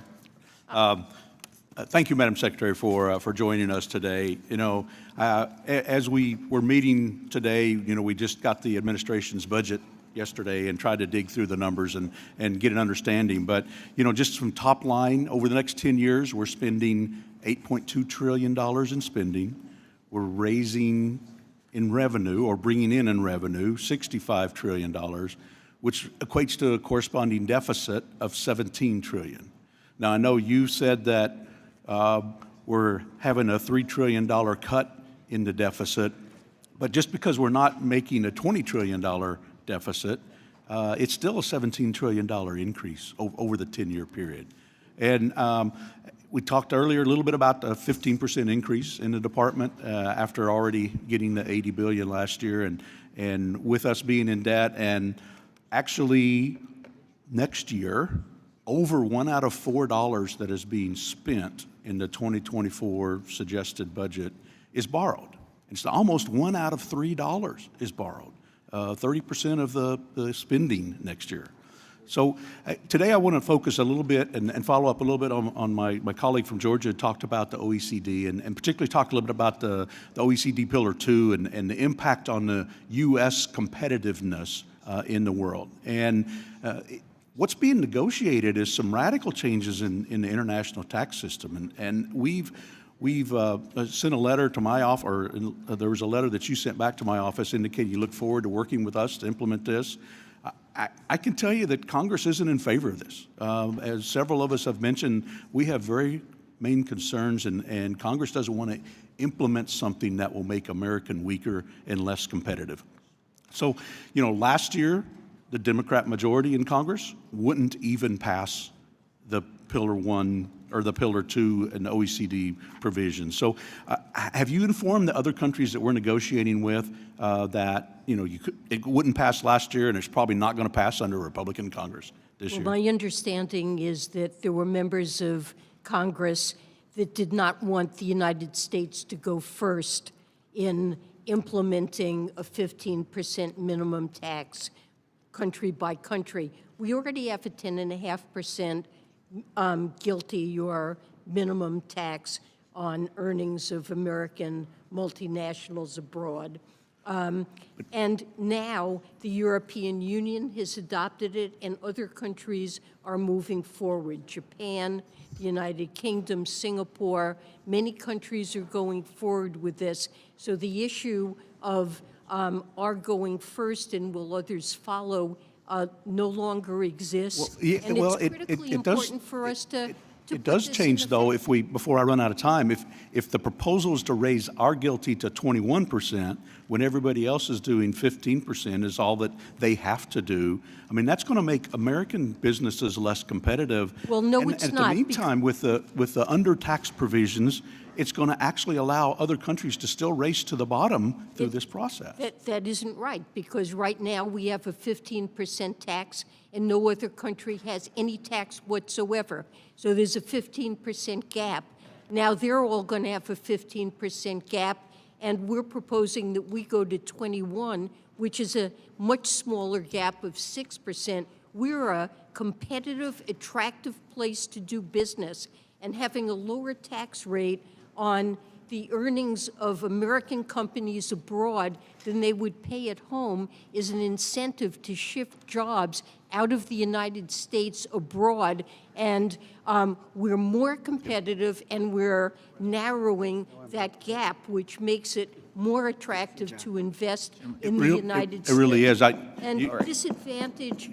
We would agree on that the U.S. competitiveness is hurt, and that's what was addressed. And I've run out of time, but I'll yield back, Mr. Chairman. Gentleman from New York. Thank you, Mr. Chairman. Madam Secretary, yesterday this committee held a hearing on the technicality of a proposal where there was a lot of talk about debt, deficit, and priorities. At the same time, the President released a $6.9 trillion budget plan, 182-page document, the deficit by $3 trillion over the next decade. Bloomberg Economics put out a comprehensive report last month saying that President Biden was on track to becoming the greatest jobs-producing president in U.S. history. Nearly 13 million jobs in the past 26 months, including 504,000 in January, 311,000 that was announced this morning for the month of February. They forecast that while inflation was at 9.1% in June of last year, the forecast for this time next year is 2.25%. 92% of Americans now have access to affordable health care, and we are beginning through the Inflation Reduction Act to compete in a real sense with China. You know, the Stone Age didn't end because we ran out of stones, and the oil age won't end because we run out of oil. The oil age will end when we find a way to do it that is cleaner, quicker, and more competitive. The Inflation Reduction Act includes two major pieces. One is a $7,500 tax credit for Americans to purchase electric vehicles, and also a tax credit for American manufacturers of batteries that is estimated to reduce the cost of an electric car by an additional $9,000. It seems as though, we finally got the message that we need to be tough about China, but we need to be tougher on ourselves about China as well. And these initiatives in the Inflation Reduction Act and in this budget, I think, go a long way to doing that. You're the 78th Secretary of the Treasury. You were appointed in January of 2021. And just your thoughts about these and other efforts that are in the budget toward the goal of increasing American competitiveness, accruing to the advantage of the American people and the American consumer. Well, thank you for your comments. I strongly agree with your assessment of the Inflation Reduction Act. It is already having a dramatic effect on investment in the United States and job creation, and will make us more energy secure and more competitive and deal with the really national security threat that reflects our overdependence on China for the provision of many, both battery components and electric batteries, solar panels, wind turbines, what we need to be energy secure, to promote clean energy. So this is a huge step. The Semiconductor and Chips Act addresses our dependence in China and reduction in competitiveness in manufacturing semiconductors in the United States, and that's having a huge effect already in job creation. And the Infrastructure Act is really shoring up our competitiveness by finally repairing roads and bridges that are decaying in the United States and really need to be upgraded, and also what's necessary for a modern economy to have digital access all over the country. These bills are shoring up our competitiveness, and the budget will add to the provision of funding for R&D, innovation in the United States, and other things. Thank you. I yield back. Gentleman from Pennsylvania is recognized. Thank you, Mr. Chairman. Madam Secretary, thank you for your service to our country. I was pleased to hear, in response to one of my colleagues' questions earlier, just a little while ago, you said that the debt, these matters, and I quote, should be taken seriously. When you and I talked last year during this hearing, you said, and again I quote, "It is desirable to reduce deficits." Do you still feel that way, Madam Secretary? Yes, I do. The chart I have here, and I don't know if you can see it, hopefully you can catch it, but this is the next 10 years and compares the 2023 proposal by the President, budget proposal, and 2024. I have directly from the budget these sheets. And what it shows is that this proposal, 2024 compared to 2023, increases deficits further year over year. And the orange on here is your new proposal compared to what you were proposing last year. You see some significant difference in the early years, but it never is reduced over the proposals from last year. And on your totals on this sheet, you're proposing over the next 10 years today, $17 trillion in additional deficits and debt, as opposed to 12 months ago, you were proposing $14 trillion total in deficits and debt. So my question is today, why are you proposing $3 trillion higher deficits than you proposed last year? Well, excuse me, the budget contains a table, Table S2, that shows the effect of the budget proposals on projected deficits, and that illustrates. Do you disagree quite with clearly, my characterization? I do disagree, because what this table shows is that the president's proposals result in additional deficit reduction relative to the 2023 baseline of close to $3 trillion. Could you point out which year there are? I can barely see your could you, chart, but I can could you look at your sheet and tell me which year there are lower deficits than what you had proposed last year? Well, for example, starting in 2025, the projected deficits in the baseline were 6.7%, and in the president's proposal. That was not your baseline last year. That is CBO's baseline, which is far higher than what you were projecting last year. So essentially, you're saying our policies created higher deficits than you had projected last year, and now we're going to take credit for reducing those higher deficits by $3 million. Am I right on that? Or $3 trillion? Relative to where we were before this budget was issued and the deficits that we would have seen, this budget projects. Nobody outside of the Beltway will look at your proposal compared to the proposals last year.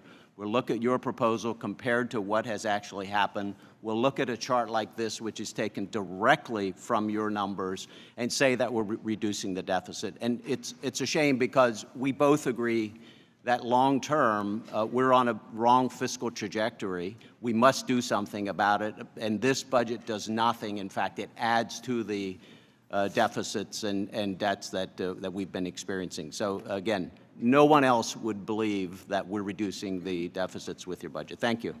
Recognize the gentlelady from West Virginia. Thank you, Chairman Smith and Ranking Member Neal, and thank you, Secretary Yellen. I hope you take that cough drop. It's from me. Thank you. Thank you very much. In your fiscal year 2022 revenue proposals, you recommended that Congress lower the 1099K threshold from the time-tested standard of $20,000 to just $600 with no transaction minimum in order to, and I quote, close the tax gap. Congressional Democrats heeded your request and included the provision without any debate or consideration.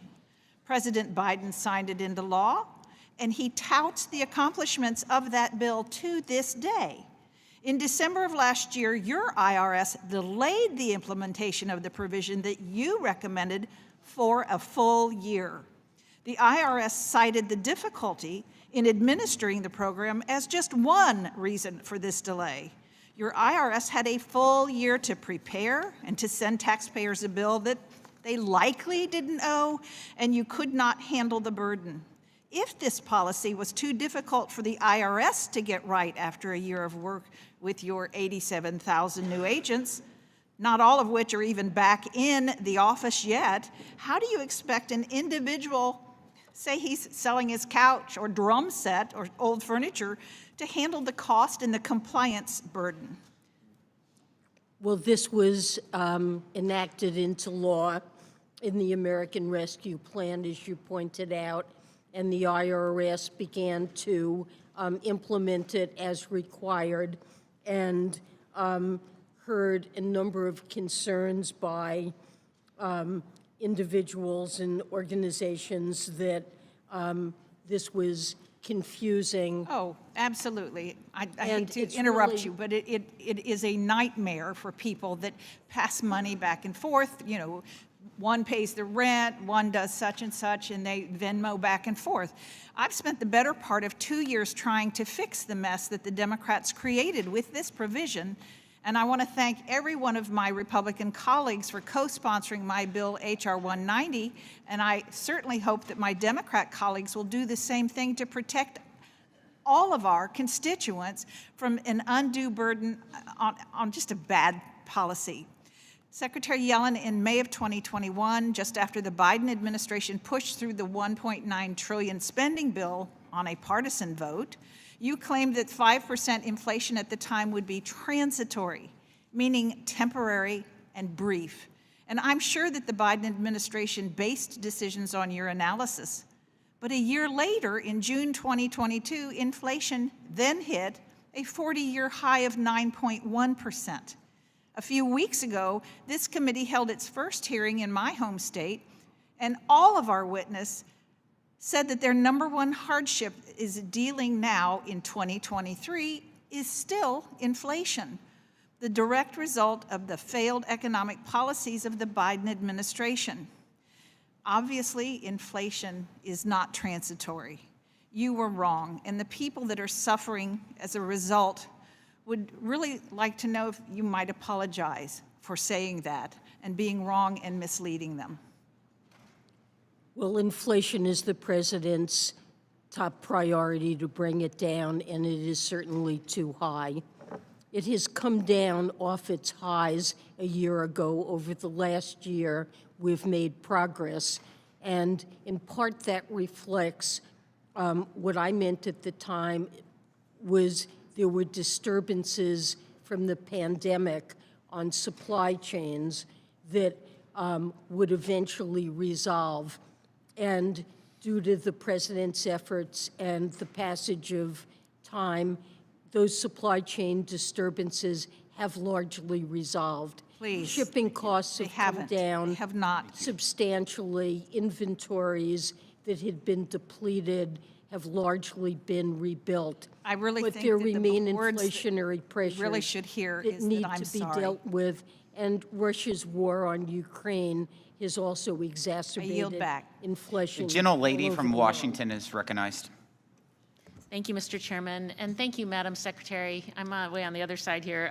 Thank you for your time today and for just all of your attention to the needs of working families and struggling Americans. And in particular, I want to thank you for recognizing the importance of affordable housing by introducing in the budget an increase in the low-income housing tax credit or the housing credit, and a reduction in bond financing necessary to trigger more housing credit equity. These core proposals are from legislation that I've introduced, the Affordable Housing Credit Improvement Act, which we will be reintroducing again this year with Representatives LaHood, Beyer, and Wenstrup. So a very strong bipartisan proposal. These provisions would finance the production and preservation of over 2 million additional affordable homes and support 3 million jobs over the next decade.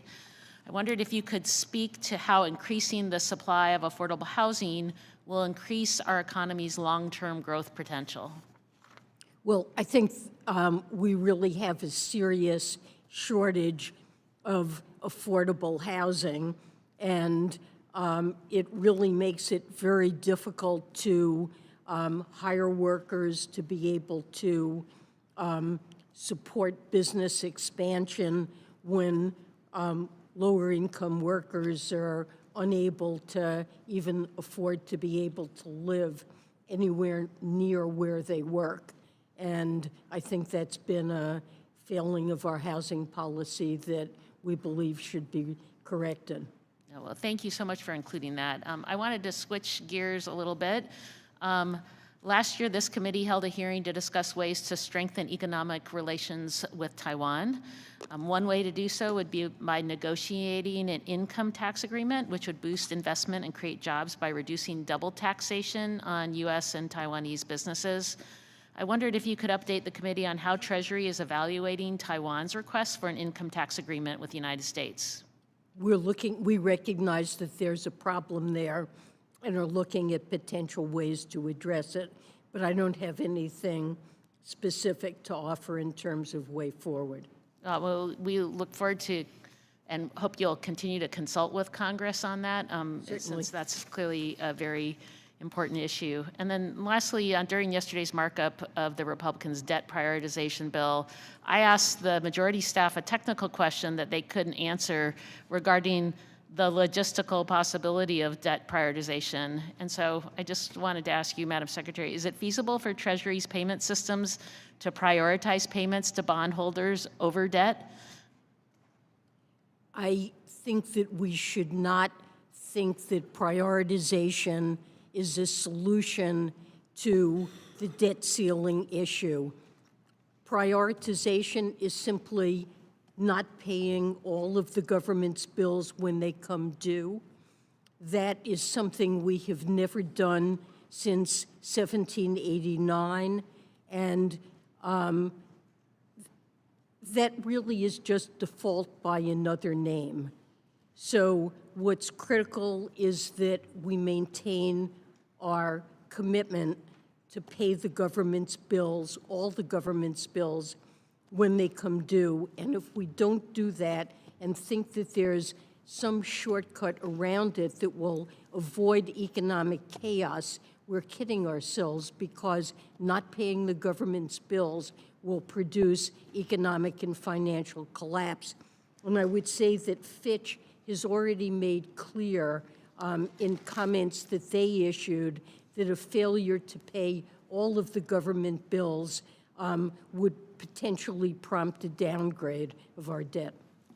Thank you, Madam Secretary. I appreciate that. I yield back, Mr. Chairman. Gentleman from Oklahoma is recognized. Madam Secretary over here. Madam Secretary, I really appreciate you being here today. Madam Secretary, with all due respect, and we've talked about this both times you've been here, your go-along OECD negotiations have been a failure. Your Democrat majority House Senate president did not adopt these rules last year. Here we are, and there's no way in the world that Republicans are going to adopt this. I don't know how you think that circumventing Congress would be a way to do this. I think you would acknowledge that both of our jobs is to protect the U.S. worker, the U.S. taxpayer, and the U.S. fisc, but you're making it much harder by not allowing us to be a part of this process as we're supposed to do here on Ways and Means. And there's no reason that we should expect that China is going to play nicely with these rules. I mean, they're kicking out Western auditors right now, and we're thinking that we're going to know exactly what their state-owned, state-regulated enterprises are going to participate and be transparent. I mean, trust me, we would like to know their transparency, but we simply do not.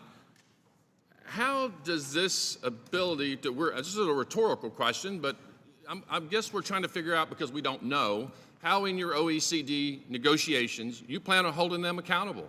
You know, Madam Secretary, the American people need to know this. I mean, we're transferring and redoing our entire international tax system, your words, not mine, to stop the race to the bottom. And we have asked repeatedly, myself, Kevin Brady, others, I'd like to once again submit another letter for the record requesting Without information. objection. Thank you. Madam Secretary, what are you doing to prevent China from cheating?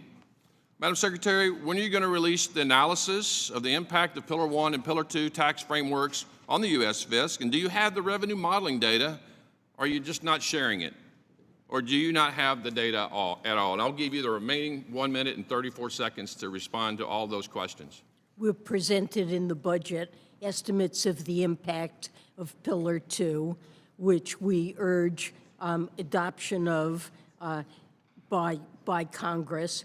Other countries are adopting Pillar 2. The European Union has already adopted it and put it into effect. And this is a huge positive for the United States. Of course, it's up to Congress to decide if we should come into compliance with Pillar 2 or not.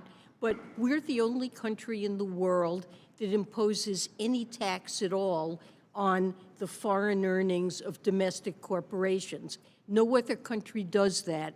And what the OECD agreement does is 137 countries agreed that they will start to do what we already do. And they have agreed to impose a higher tax rate than we currently, So, Madam Secretary, if you have all the, with all due respect, How is that bad for the competitiveness? Madam Secretary, I agree. You know, that sounds all great, but we've asked time and time again for you to give us this information for the last 2 years when we were not even in the majority. We have consulted regularly with this committee. Excuse me? We have consulted regularly with this You've committee. not responded with the information we requested. Madam Secretary, in the remaining 7 seconds, answer the question how we're going to hold China accountable. We can't even keep balloons from flying across the United States. How are we going to hold them accountable to the OECD framework? If China's not accountable, we will tax the income of Chinese companies operating in the United States, and the same is true for all other countries that adopt Pillar 2 and its associated undertax payments rule. That's the strong enforcement mechanism that's built into this agreement, that a country that is non-compliant and decides they wish to be a tax haven, that other countries have the ability to punish that by taxing those firms themselves. You're assuming a fair playing field. I yield back. Thank you. The gentleman from North Carolina is recognized. Thank you, Mr. Chairman. Thank you, Madam Secretary, for coming. Is the workforce participation rate a different statistic than the unemployment rate? Of course. Yes. So our unemployment rate may be the same as it was pre-pandemic, but our workforce participation rate is a full percentage lower, which means more than 2.5 million workers are not in the workforce. You've said you think a great number are retirees. I would submit that's not the case.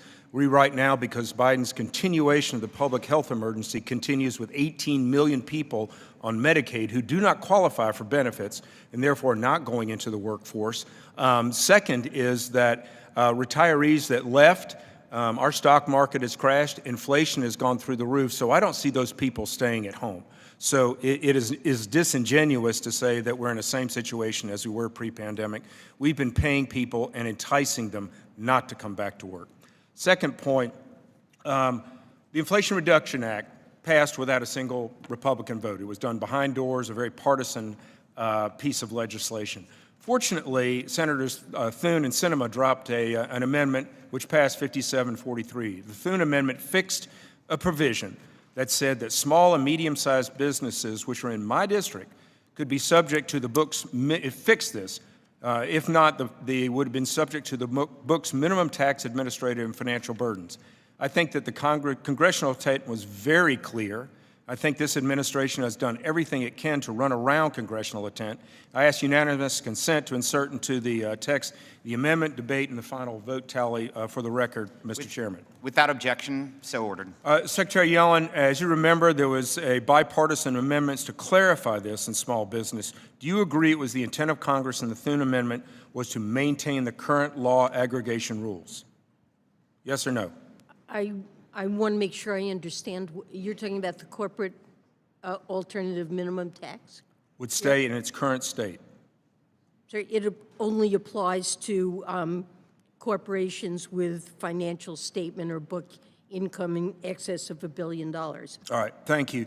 On another topic, I've heard from many small business in my district. I have a very research and development strong district and state in North Carolina, very concerned about the lapsed R&D expensing loss. This is a major problem for new startups when they're trying to develop new cures and new drugs. This is supported in the House and the Senate by Democrats and Republicans. But as far as I can tell, the R&D expensing was omitted from the budget. Will you commit to helping us get Section 174, the R&D expensing, across the finish line so that these companies will not be hurt? Well, we are in favor of support of R&D. Currently, the FDII, which is part of the taxation system for firms with derived intangible income. So it's really hurt our young businesses that are trying to start out. Retaining that and working with Congress to put something more effective. I appreciate that because it hurts small businesses that are trying to put new molecules, new cures when they have no income coming in. Lastly, can you explain to me what the rationale is of taxing unrealized gains? We are taxing something that someone has not even realized yet, when in the future that number could actually be a loss.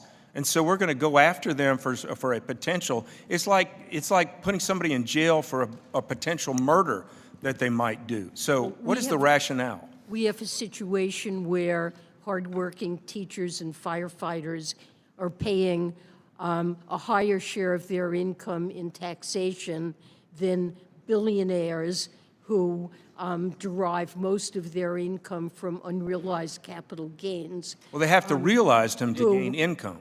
Well, we're suggesting a tax on individuals earning more than $100 million that would essentially be a prepayment of taxes that are due upon death. So we want to get the money in now so we can spend it now so there'll be even further deficit in the future. I think it's entirely fair that extremely wealthy people should thank you. I've used up my time, but I'm not talking about the wealth of the person. I'm talking about the actual theory of attacking somebody before they've actually gained their money. And again, it's like putting somebody in prison before they've done the murder. So We want to thank you the for that, gentleman. Mr. Chairman. I'll yield back. The gentle lady from California is recognized. Secretary Yellen, I thank you for being here. Last year, during our fiscal year 2023 hearing, I asked you what Treasury was doing to address the unacceptable fact that low-income EITC filers were getting audited 4.5 times more frequently than all other taxpayers earning under $500,000. You answered this. You said the resources available to the IRS have been simply gutted, and it does not have the capacity to enforce our tax laws as they apply to high-end evaders. It also meant that taxpayer experience was unacceptably poor, with long wait times for calls and a backlog of unprocessed returns. Well, we heard you, and thanks to the Inflation Reduction Act, we put in $80 billion to the IRS to improve these functions, and we can already see the positive effect. Contrary to the massive misinformation by those on the other side of the aisle, there has been a sea change. And in fact, the Washington Post just did an article earlier this week saying the IRS embraces for the unthinkable a normal tax season. And in fact, it said the IRS's massive funding boost has begun to reach the front lines of the tax season. It's vaulted the agency from more than a decade of disarray to a once unimaginable position, a functioning tax service. The IRS is answering 90% of its phone calls, has squashed its backlog of overdue returns, introduced new online taxpayer tools to keep pace with private software companies, and processed 99.7% of returns filed this tax season. And not only that, tax professionals are saying that now the agency will be able to keep up with phone calls and written correspondence, and most importantly, disperse for refunds in a timely manner. So, and also, I just have to say, phone calls are getting answered with an average wait time of 7 minutes only. And also, of the $850 million spent by the IRS, more than half of the funds have gone directly to taxpayer services. Yes. I also want to address an issue from earlier, which is the IRS does have a law enforcement team that they use for extremely serious cases on noncompliance. Earlier, the gentleman from Georgia demanded there be no additional ammunition purchases. But actually, these law enforcement officials need ammunition to even qualify for their job. This demand from the gentleman from Georgia would actually put law enforcement officials in harm's way and is actually anti-police. So can you address both issues about the increased functioning of the IRS and this law enforcement issue? Well, I agree with what you said on both scores, and I appreciate the description you gave of all of the ways in which taxpayer service has improved since the IRA provided this funding. It's a high priority, and there will be more to come. And there will also be a focus on hiring skilled tax attorneys and accountants who will be able to audit the returns of high-income and wealthy taxpayers, complex partnerships, corporations, where we know there's very substantial underreporting of income, and there will be an increased payoff to that over time, and that will be another important focus that you will see play out in terms of a reduction in the tax gap over time. With respect to the officers and the bullets, it's true there is a small cadre of essentially, they're trained as law enforcement officers, individuals who do carry weapons to deal with very... Gentlelady's time has expired. Thank you. Gentleman from Tennessee is recognized. Thank you, Mr. Chairman. Thank you, Madam Secretary, for appearing today. want to go back and talk about the Inflation Reduction Act and follow up on Congressman Adrian Smith's questions and maybe Congressman Drew Ferguson. When we've been asked you about the number of audits, specifically of those taxpayers making less than $400,000, your reply has been something to the effect that it won't increase compared to historical levels. My question to you is, isn't it right that the actual number of taxpayers making more or less than $400,000, those audits will increase? Isn't that right? Well, The actual number. I don't have that information, but if the size of that population goes up and you maintain a constant audit rate, the number would probably rise. Fair enough. And that's as a result of the passage of the Inflation Reduction Act, correct? Well, I'm not sure what you mean by that. I Well, we voted, I voted against the creation of the Inflation Reduction Act, which increases the number of audits. We've established more than 400, those taxpayers more than $400,000. I asked you about the number, not at historical levels, the actual number of taxpayers making less than $400,000. You gave me your answer, and I'm asking you, isn't that, ma'am, I'm asking you, isn't that a direct result of the passage of the Inflation Reduction Act? It depends on what the policy is. I've directed the IRS not to raise audit rates on individuals or small businesses earning under $400,000. And what's happened is the IRS has been starved for resources. Let me ask you this. This is in relation to dramatically. the letter that was sent by the Congressional Budget Office to then-ranking member Kevin Brady and then-ranking member of the Budget Committee Jason Smith, dated August 25th, 2022. How will taxpayers with incomes less than $400,000 be affected by the Act? And I realize you don't have the letter in front of you. The Act will affect taxpayers with incomes less than $400,000 in several ways. Activities other than audits, such as collections and automated screening and document matching, are not constrained by the Secretary's directive, and under the 2022 Reconciliation Act, the amounts they generate will be greater for taxpayers with all amounts of income CBO projects. My question to you is, you don't have any reason to doubt what CBO cites in this letter, do you? Look, we want taxpayers to be able to pay and to pay the amounts that are due. And presumably, improvements in technology may raise compliance in ways that are not directly related to the fraction of individuals that are audited. And the failure Automatic of screening and an document matching for those agency- taxpayers under $400,000 will be increased. You don't disagree with the CBO report, do you? I haven't read it in detail, but Fair enough. I'll submit this for the record. You know, My we have time a is- $7 trillion tax gap, and the IRS really needs to close that because it undermines the fairness and effectiveness of our tax system, not to have a system that collects taxes that are owed and due. The gentleman from Pennsylvania is recognized.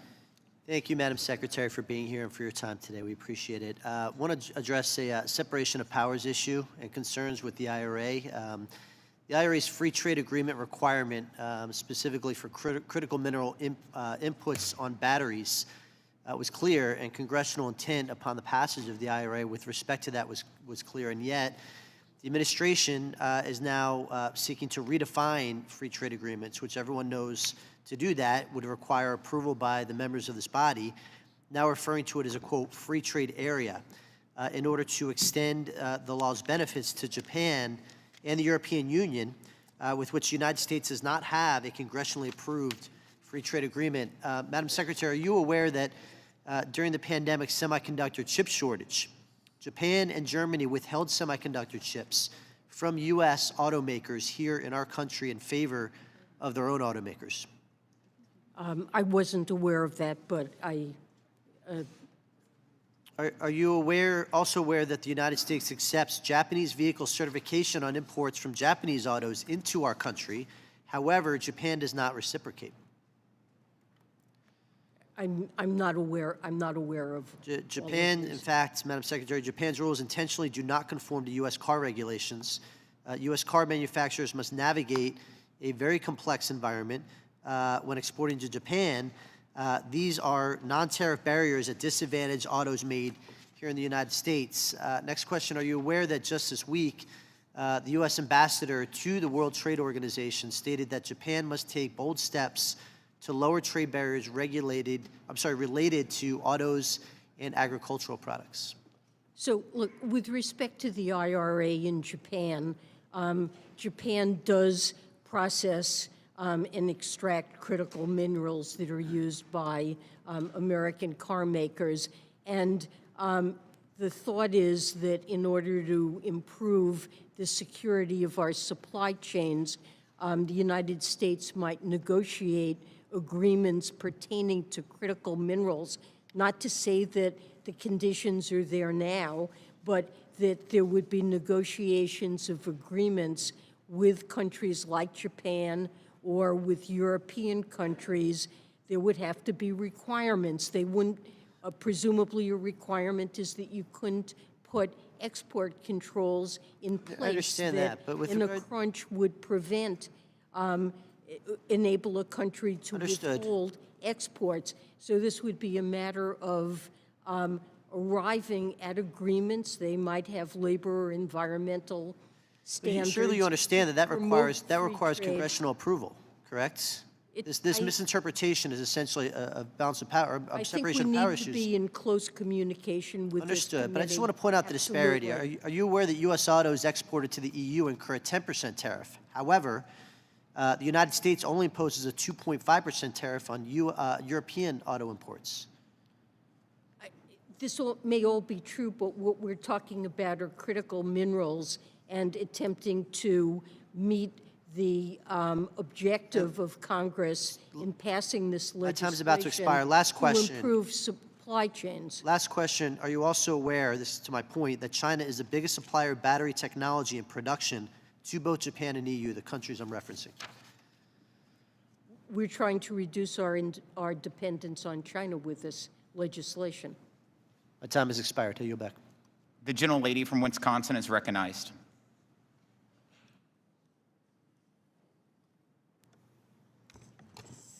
Thank you so very, very much, and thank you for appearing, Secretary Yellen. I have so enjoyed our relationship back from when you were chair of the Fed, and really, you are so qualified to appear before this committee and answer some of our important questions. I have a couple of questions, and if I have repeated things that others have already made inquiry about, please forgive me.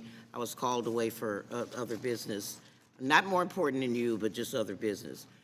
Recognizing tribal sovereignty, I was really pleased to see that the Biden administration included a recommendation to include tax parity for Indian Health Services scholarships, and I'm working with Mr. Schweikert here on the committee and Mr. Kildee here and Congressman Kelly, looking forward to going forward on tax parity for tribal nations, unconstrained by artificial and arbitrary essential government function tests, so that we can increase the effectiveness of the low-income housing tax credit and the new markets tax credits on tribal communities. So I am so happy that you are moving forward that, and how do you think that will will improve our GDP?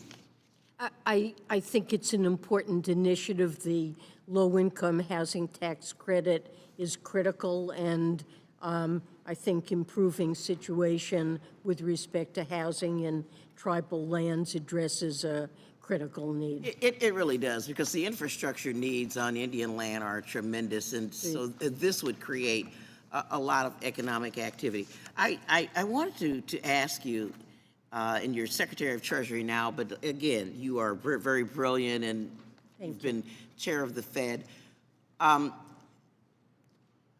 You say that the Biden budget will cut the deficit by nearly $3 trillion. over 10 years.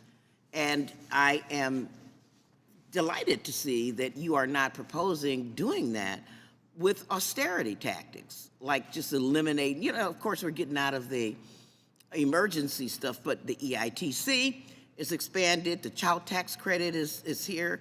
SNAP, you haven't talked about reducing. You certainly are protecting the ACA, recommending child care.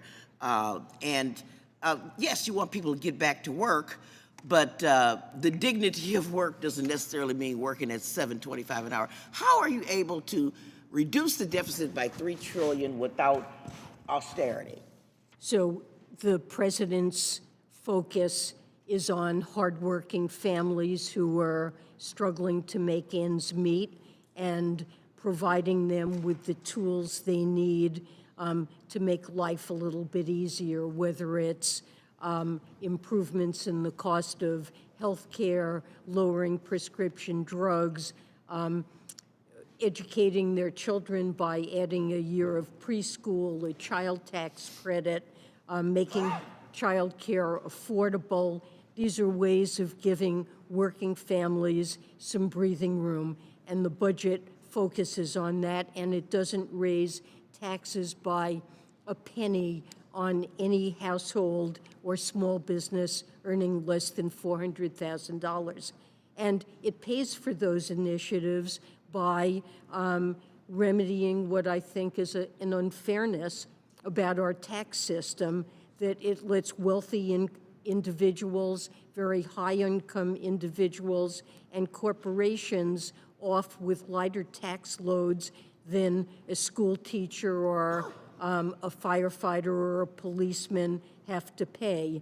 And so it raises additional revenue in a variety of different ways by asking those high-income, wealthy individuals and corporations to pay their fair share. Thank you so much, Mr. Chairman, and I would yield back. Recognize the gentlelady from New York. Thank you, Mr. Chairman. And before I get started, I just wanted to say thank you to Ms. Sewell, Mr. Davis, and Mr. Kelly. I look forward to working with you on this crucial legislation relating to the new markets tax credit and making it permanent. The credit has delivered for districts in my own upstate New York district, and I'm committed to pushing this priority across the finish line. Secretary Yellen, I just want to say thank you for appearing here today, and thank you for your service. There are so many important topics that we need to be addressed, and Americans are suffering from the biggest price increases in over 40 years. Small businesses like mine and all of upstate New York are feeling the pain of labor shortages and Democratic tax hikes. Taxpayers' personal information is being exposed in massive leaks, and your Treasury Department is actively working to bypass Congress and cede U.S. tax authority to foreign countries. U.S. companies and workers need an international tax landscape that offers certainty, promotes investment and innovation, and incentivizes critical research and development here in America. Instead, it seems like Treasury has unwittingly bitten off more than it can chew by negotiating a deal with the Organization for Economic Cooperation and Development, the OECD, that gives away our tax revenues, reduces the competitiveness of U.S. companies and workers, and erodes overall economic strength. And I know many of my colleagues have talked about this. If this deal were finalized, it would result in fewer jobs and less prosperity for millions of Americans and their families. Secretary Yellen, Treasury has the responsibility of negotiating at the OECD, but why do you believe that Treasury has the authority to do so without proper consultation with Congress? And I might add, you've testified today that you have reported to Congress, but you have not consulted or collaborated with Congress in a way before cutting these deals with Europe. And don't you agree that you are appointed to this position, not anointed to this position? I certainly am appointed, not anointed. Absolutely agree. And we have consulted and not only informed. Can you explain where you ongoing? Can you explain where the consultation and collaboration has been done so in a public forum with both sides, where we have seen this, and that has, we have not seen that. We've seen reporting. Reporting is not consultation. Our staff have regular briefings with staff of this committee, and I have had many conversations with the chair and ranking member of this committee on ongoing developments whenever there's something new that occurs in the negotiations. And I don't know if you're talking about Pillar 1 or Pillar 2 of the tax agreement. Pillar 2 is certainly something that cedes no taxing rights, is an international agreement by which other countries have If I may agreed to. reclaim my time, you have allowed other countries to tax our own countries and not, you stood up, again, under the GILTI tax and also the book minimum tax, we got these, and then you didn't fight for a fair treatment of these and these negotiations. So why didn't you protect these taxes, and why are other foreign entities and countries in the agreement allowed to now tax our U.S.-based countries?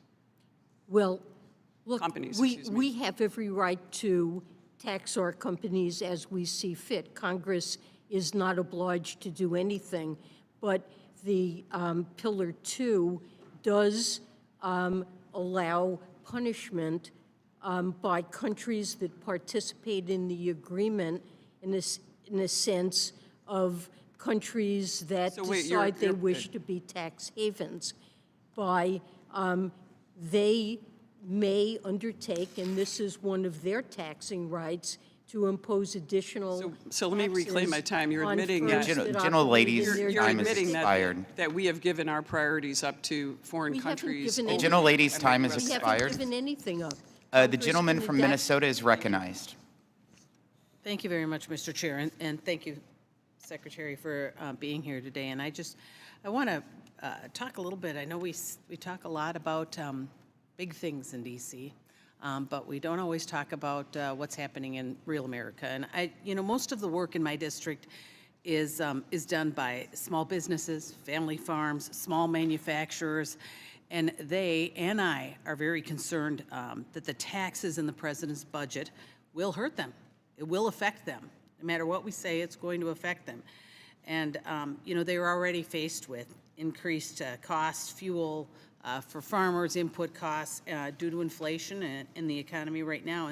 And the president's budget includes more than $300 billion in new taxes on non-corporate taxpayers. Secretary, why does the president believe that now, as we are just emerging from the economic destruction of COVID, we should increase taxes on small family-owned businesses? The president's budget doesn't contain a penny of new taxes on any individual earning under $400,000 or small business earning under $400,000. So the taxes that are raised are all on high income, especially very high income individuals, and on corporations that are not small businesses, and that benefit from many tax preferences and lower tax rates.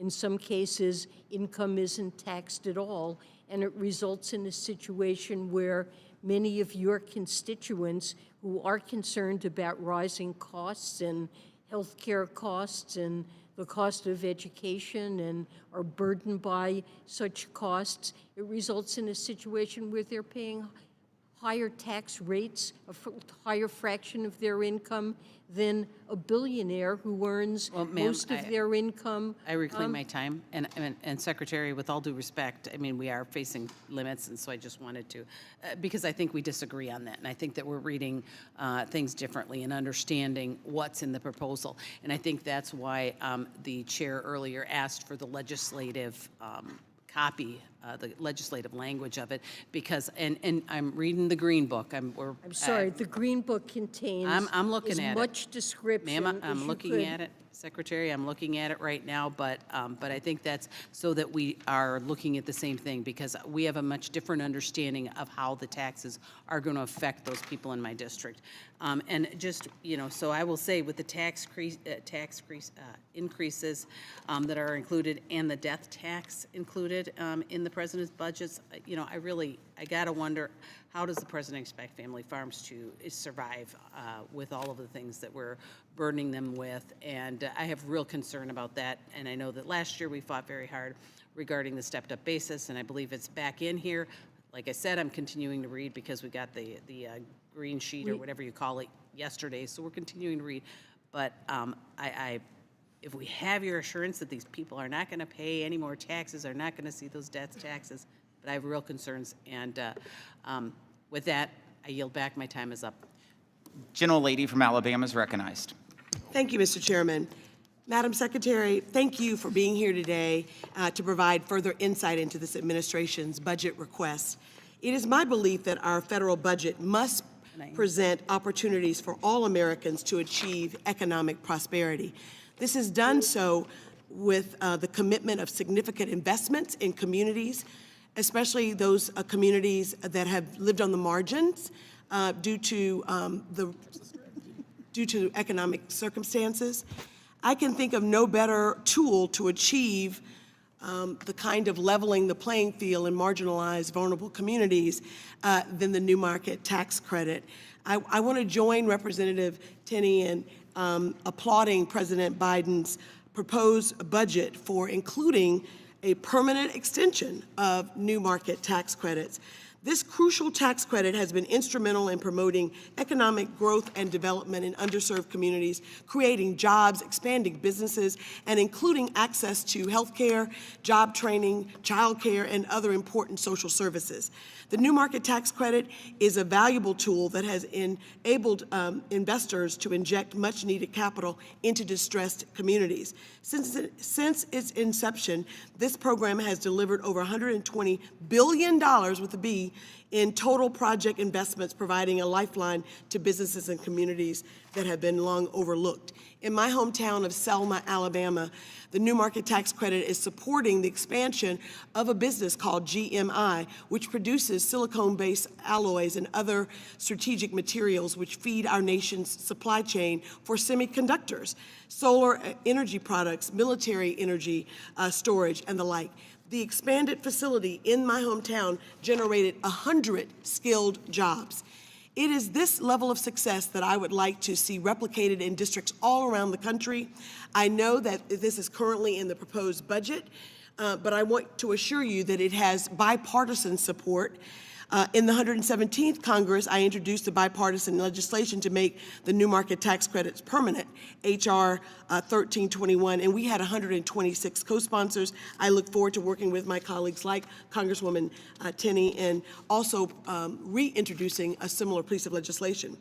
Last Congress, I also introduced the Rural Jobs Act with Chairman Jason Smith to expand the program and to provide $1 billion in new market tax credit allocation targeted to persistent, underserved rural communities. My question is, can you elaborate on how this tool can be used, why it's so important that we make it permanent, and how you see this affecting underserved communities all across this country? Well, I agree with you. I think it's a very important tool to promote investment in communities that have historically been left behind and can be a real spur to economic development, and that's why the budget does propose to make it permanent.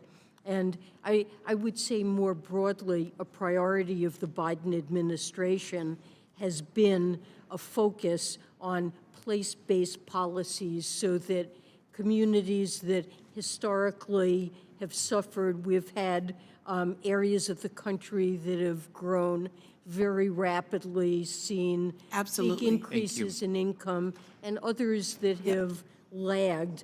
And many of the acts that have already been passed, the IRA, the Infrastructure Act, the Semiconductors Act, and the ARP that increased funding of community CDFIs, To respect and minority let's time MDIs. expired, Secretary, to respect your time and to make sure we get every one of these. When that clock hits Sorry. through, let's Apologies. just stop talking. Okay. Gentleman from Utah is recognized. Secretary Yellen, thank you for being here. This is substantive work. It's important for our nation. I appreciate you willing to come so quickly after the budget was released, and I hope you felt that we do respect your expertise. I'm going to talk about something very personal, something that I think that this entire committee is supportive of, and that is those individuals that are in the adoption space and the adoption tax credit. According to a GAO report from 2011 and a taxpayer advocate report from 2012, families claiming the adoption tax credit in those years faced an audit rate nearing 70%, a 69% of audit rate. The national average is 0.8. So, I mean, the discrepancy here is enormous, and it's concerning. So, this is a specific example of what we want to talk about, because a lot gets said here in the concept of audits. But these are staggering numbers. I haven't been able to find any data more recent than 2012.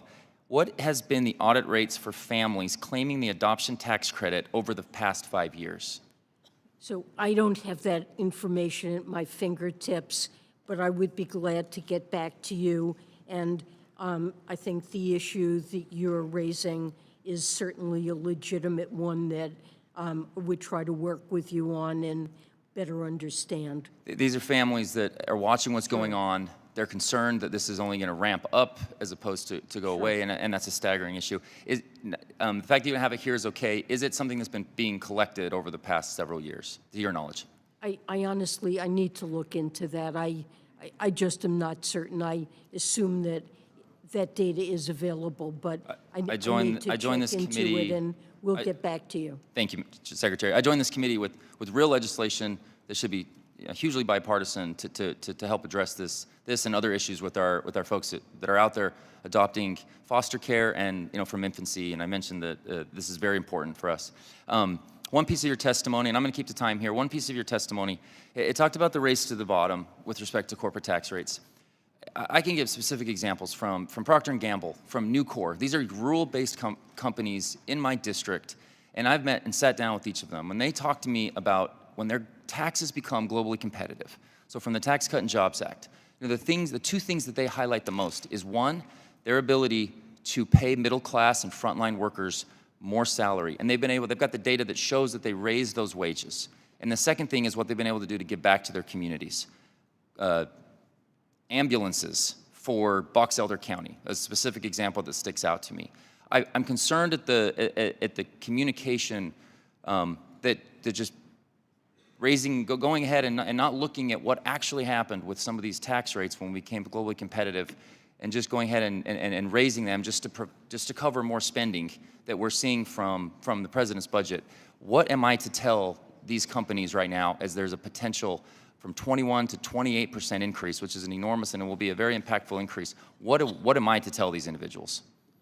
Well, I think that the tax cut on the corporate level that was introduced by the Tax Cut and Job Act, I think it was appropriate to cut corporate tax rates. It wasn't, we had one of the highest rates globally, and it needed to come down, and it wasn't very effective in raising corporate tax revenue, but it came down too much. And I don't think we've seen the economic payoff from that in the form of great increases in investment spending. Thank you. I'm going to end. Thank you so much for that. The gentlelady from California is recognized. Thank you, Chairman Smith, for holding this important hearing, and thank you for your service, Secretary Yellen. Progressive spending has led to record inflation, and now this administration wants to add fuel to the fire. I was alarmed yesterday when I discovered the President Biden's request includes a 15% increase to the IRS annual funding. That's a $2.1 billion increase over the enacted funding levels for 2023, on the top the extra $80 billion Progressive gave to the IRS last year. The IRS exists to serve Americans, not to make the lives of taxpayers harder. It has been reported that millions of tax returns from previous years are still not processed. In my district, that we've been getting a lot of inquiries about how to get the refunds from the IRS. If the IRS owns my constituents' money, it could take years from them to receive their return. Many have expressed concerns about IRS snooping on their private bank record and transactions, heightened with sensitive personal information being released in years past. You claim that you are not going after lower and middle class Americans, yet progressives have been working behind the census, lower the 1099K threshold. Why should every Americans who are dealing with record inflation pay their rent and repay for their event tickets now go out of their way to file unneeded, burdensome tax forms with lack of proper security? And why are you in favor of adding more unnecessary filing when the IRS is already dealing with endless backlogs? Well, the objective of this legislation with respect to 1099Ks was to make sure that Americans have the information they need to accurately file their returns and pay the taxes that are due, because there are Americans who receive money from business that they do may be relatively small, and most Americans receive reports they use to file their income taxes on their wages and salaries, their interest and dividend income, and this Madam is Secretary, other income on which I reclaim my taxes are time. due. I totally get that, but we already have that in the law right now, that 1099K, when you receive more than $600 transaction, then you have to file it. That's adding another burdensome to the taxpayers. It was lowered in the ARP from, I believe, $20,000 to $600 because many Americans who earned less than $20,000 probably weren't getting that information and paying the taxes that were due. And it's, this was in the law. The IRS needed to implement what's in the law, and it's up to Congress to decide what the right. I yield back. Thank you. Gentleman from Michigan is recognized. Thank you, Mr. Chairman, and Madam Secretary, thank you. It's good to see you. First, let me just comment. I listened to Mr. Fitzpatrick's questions and comments regarding trade authority, and I just want to state the record that we don't agree on everything across the aisle, but I think there is general concern about the direction of trade negotiation and where that authority lies, and I look forward to further conversation with the administration to provide greater clarity and to protect the prerogatives of Congress in that respect. We learned a lot, Madam Secretary, during the pandemic about supply chains, what can go wrong when we rely too heavily on other countries, particularly China, for example, for critical goods and components that are essential to our economy. And I was really proud to work with the administration on the CHIPS and Science Act, the Inflation Reduction Act, both of which will support American workers, bringing manufacturing jobs back to our country. In my district, I happen to have a company, Hemlock Semiconductor, that makes polysilicon, a base material for both semiconductors and for solar panels. Included in the CHIPS and Science Act is a tax credit to onshore production of these really important materials. As Treasury drafts its guidance for this credit, does Treasury plan to include the entire supply chain of semiconductors, including polysilicon? So I think we're in the process of drafting those regulations. I don't have the answer to your question, but we would value your input on this, certainly take it into account and get back to you on this matter. I appreciate that. I'm certainly not in a position as a single member of Congress to express congressional intent, but I know as I was working on this legislation, this is certainly the sort of application that we had in mind for the credit, and so I'd ask you to take a very close look at that. Certainly, we will do that. The Inflation Reduction Act also supports domestic manufacturing of solar panels right here in the U.S. instead of relying on those produced in China. I worked on legislation to do this because it makes sense for us to trade foreign dependence on oil to foreign independence on solar panels. We don't want to do that. Of course. Our legislation includes a domestic content bonus to spur domestic manufacturing not just domestic jobs for installing solar panels. So a strong domestic content standard will enable larger investment in U.S. solar manufacturing. Does Treasury plan to issue any guidance that incentivizes domestic manufacturing for across the solar panel value chain? Similar question to my first question. So I believe we're in the process of, we have rules that we have to write in connection with claiming those credits, and there are an enormous number of rules that we need to write. We have prioritized some of the most urgent ones, but we will be producing a rule on that. Thank you very much. I appreciate that, and thank you for being here. I yield back the balance of my time. Recognize the lady from Texas. Gentle lady from Texas. Thank you very much, Mr. Chairman. You know, for a party that can't even define what a woman is, I find it rich that some of my Democrat colleagues want to highlight International Women's Day and go after as if we are supposed to go soft on the Secretary today. I'm going to demand that everybody treat us as equals and don't demean us just because we were born with ovaries. I don't care if it is International Women's Month. It's disturbing that this administration continues to peddle the big lie that people making less than $400,000 are not paying more in taxes. You said it yourself this morning that people making less than $400,000 won't pay a penny more in new taxes, not a penny more. And maybe you need to get out of D.C. more, because a lot of us are paying more in new taxes. Let's just review a few. Income taxes. Wages have artificially increased, but because of inflation, the dollar value has actually decreased.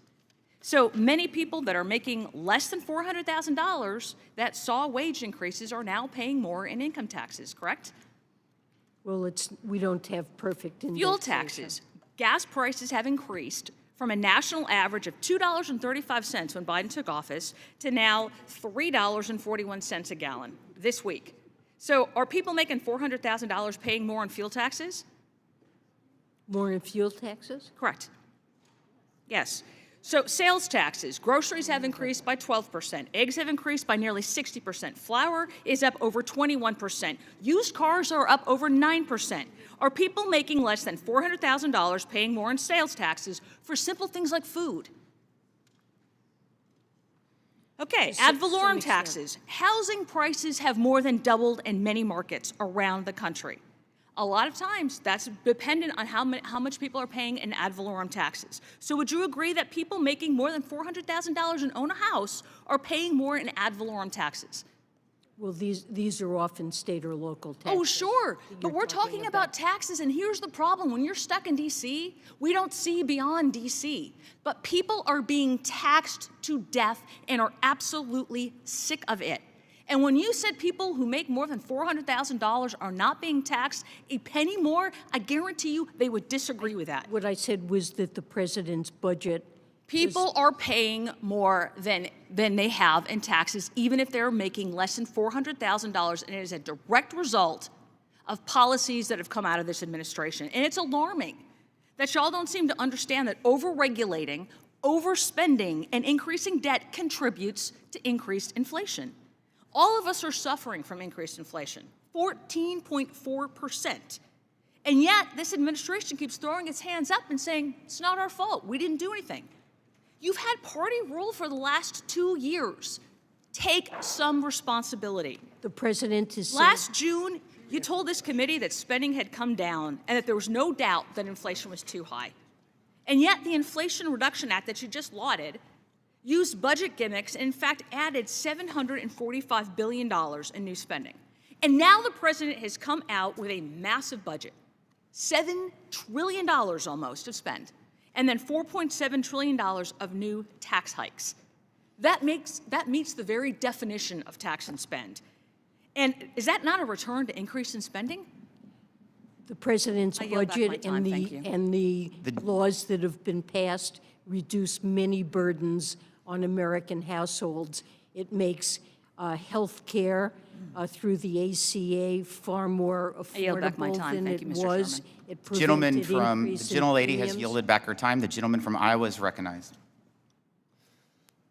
Thank you, Secretary Yellen, for being here today. Greatly appreciate it. Both Congress and the U.S. companies have been sounding alarms about Pillar 2 since the model rules were released in December of 2021. You know, the concerns, obviously, of how it was negotiated and also what was exactly agreed to. But I want to focus on probably the most common issue that I'm hearing about from our companies. Under the agreement, non-refundable tax credits can bring a company's U.S. Pillar 2 effective tax rates below 15% minimum.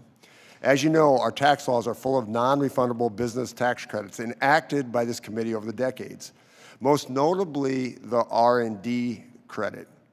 Other countries like the United Kingdom were able to protect this credit in their negotiations. And I'm trying to understand why the Treasury Department would agree to curb and eliminate this incentive created by Congress to encourage investment, because we saw it beneficial to this economy. So the question is this: Secretary Yellen, why did the U.S. Treasury not try to negotiate rules that protected the U.S. R&D incentives in the same way the U.K. did, in the same way other European countries did, and we lost ours? Well, I think that some of these incentives would have been lost under the BEAT, and our proposal would repeal the BEAT in favor of an under-taxed payments rule consistent with the model agreement, and in that sense is more favorable for R&D than what would otherwise have been the case. So in all fairness, so you're saying you're fine with it, that you're not going to go to bat for this R&D tax credit. You're not going to ask the other countries to accept it. Well, we've said that we would look forward to working with Congress on an R&D credit that would be effective. You know, and I know, that's a refundable tax credit. That's never going to happen because that's worth, billions, trillions of dollars. That's just not going to happen. I mean, this is a big deal. I mean, this is a really big deal to every company when they can't take this R&D credit part of to lower that 15% minimum. And yet the UK did, and other countries did. I mean, we're at a tremendous advantage. Now, I hear what you're saying. And it's sort of capitulation. But I mean, do you understand what these companies are asking here? Well, most companies are able to make use of it because they don't come under these rules. That's not the case. Mr. Chair, Mrs. Secretary Yellen, thank you for those comments. Mr. Chair, I'd like to submit a letter for the record stating that R&D is the manufacturing industry's #1 priority, and this committee has already received that letter. Thank you, and I yield back. Without objection, so ordered. Gentleman from Pennsylvania is recognized.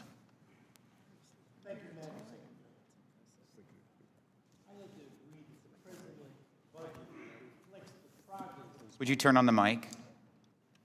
Thank you, Mr. Chairman. Madam Secretary, I'd like to agree that the President's budget reflects the progress that we have made, and I want to make sure he knows I thank him for his leadership and what you're doing. So I sincerely thank you very much.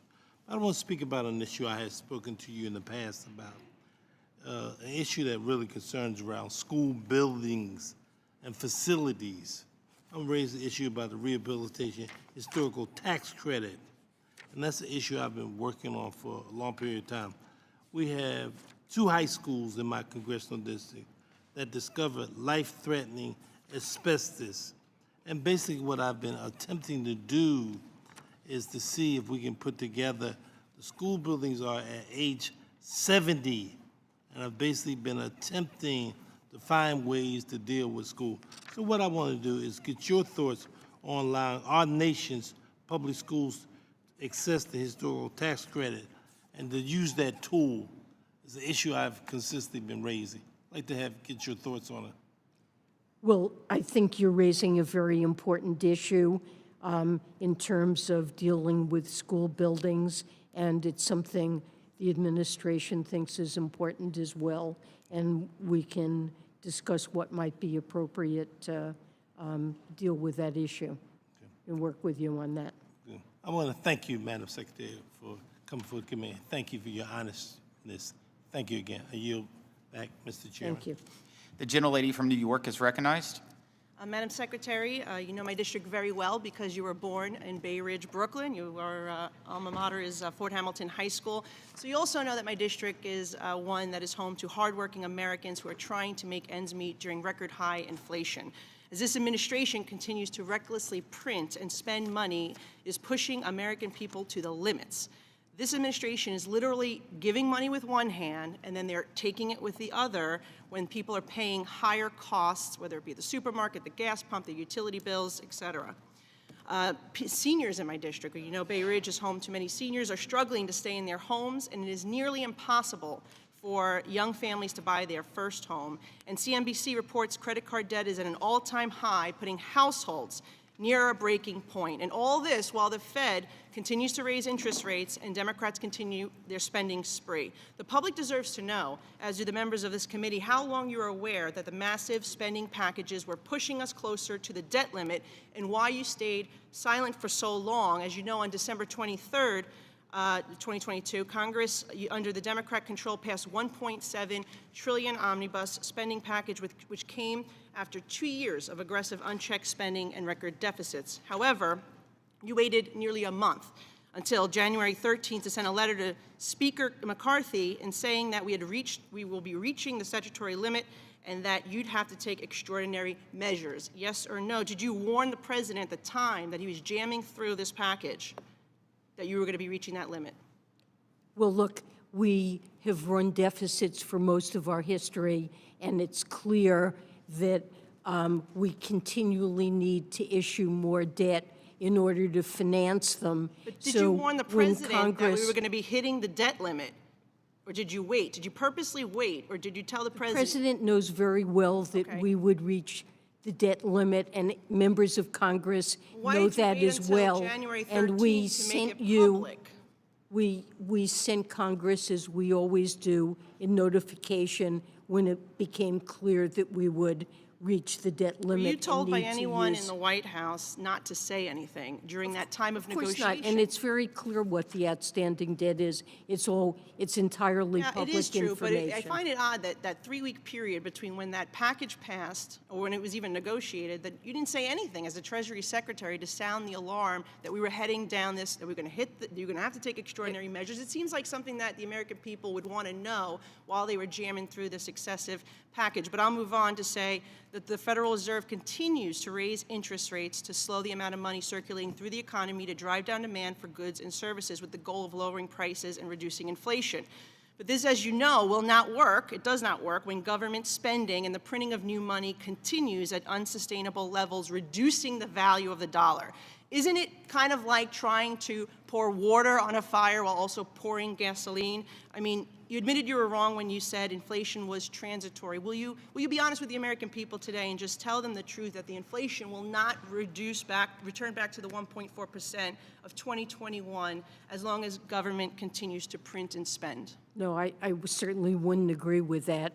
And this year, the federal budget has, the deficit has declined substantially, and there's been a reduction in fiscal impetus toward I understand. inflation. We're still at 6.4%, and we were at 1.4% at the beginning of this administration. I believe as long as we keep printing this money, we will never get back down to that inflation. So I hope you will pass that on to the administration. Thank you. The gentleman from Ohio is recognized. Madam Secretary, thank you for being with us today and appreciate your service to the country. Thank you. I'm going to go through a statement. I'm going to try to keep my time brief. I'm a firm believer that those who don't know history are doomed to repeat it. And so I'm just going to go back as we have time to go through the Green Book and obviously look at all the, dive into the budget. But on March of 2021, you said there was only a small risk that inflation would be a problem. And on May 2nd of 2021, you said you don't believe that inflation will be an issue. On May 27th, you stated that the recent inflation we were seeing at the time would be temporary. You also said that you believed interest rates would stay low. Then on October 29th of 2021, you said that monthly inflation rates would return to levels close to 2% towards the second half of the year.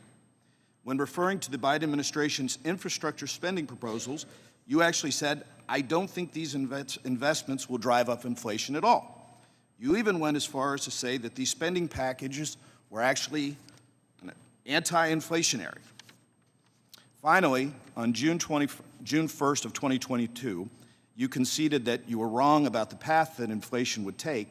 And as we all know, we were also wrong regarding your projections of the interest rates. And as the Fed right now is signaling that more rate hikes will probably happen until inflation gets under control. Makes me wonder when we're going to get off the spending merry-go-round. But with that, I really would like to focus on just a couple things, because energy is something that's very important. But perhaps the biggest failure I've seen in U.S. sanctions over the last 2 years has been the inability to stop Iranian oil exports to China. And I appreciate the administration's recent sanctionings of the companies involved in the Iranian illicit oil trade. However, I'm concerned that these efforts are insufficient. So, real quick question, and then I'm going to yield back. Would you agree our sanctions have been ineffective in stopping Iranian oil from being exported to China? My sense is that there is, I need to look into that more fully, but probably our sanctions have not been fully effective. We are constantly looking to enforce them better and to step them up in order to meet this objective. So, thank you. Thank you, Madam Secretary. Mr. Chairman, I yield back. Gentleman from Illinois is recognized. Thank you, Mr. Chairman. Madam Secretary, thank you. Thank you for giving us a little bit extra time so we all have a chance to ask a question. It's greatly appreciated. And I want to commend the administration's work bringing the world together to try to address tax policy. The multilateral Pillar 1, Pillar 2 processes aim to provide certainty and predictability for U.S. companies operating abroad. That said, I do believe we have to ensure that the U.S. remains committed to following through on these efforts, working with Congress, and protecting the competitiveness of U.S. firms to ensure that we not only are growing American companies, but we are starting new companies and inspiring other countries to come here.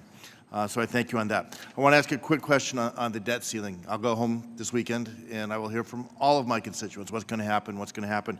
Can you just remind us, I know we've talked about it, what do I say to Illinois taxpayers when they ask, what's going to happen if we don't address the debt ceiling? I think we are going to be faced with economic and financial catastrophe. The United States government has always paid its bills since 1789, and not just some bills, but all bills that come due. U.S. treasuries are the safest asset in the entire financial system, and the U.S. dollar serves as the reserve currency. If there is a thought that Congress would allow the United States to default on its payments that it has to make, that will call into question the safety of these assets and potentially lead to a financial crisis. And if we got to the day when we're not able to make our payments and somehow we have to no longer make good on our obligations to Social Security recipients and veterans and the military and to all the providers. And I apologize, with limited time. And interest rates will spike. We saw that in 2011. It'll be painful. And so let me just ask a follow-up question. We were downgraded, and that was a hit to the interest rates that all Americans Right, as someone once said, if we don't learn from history, we're going to repeat it. We saw it in 2013. We talked yesterday, we had a markup on this idea of prioritization, paying some of our bills, not all of our bills.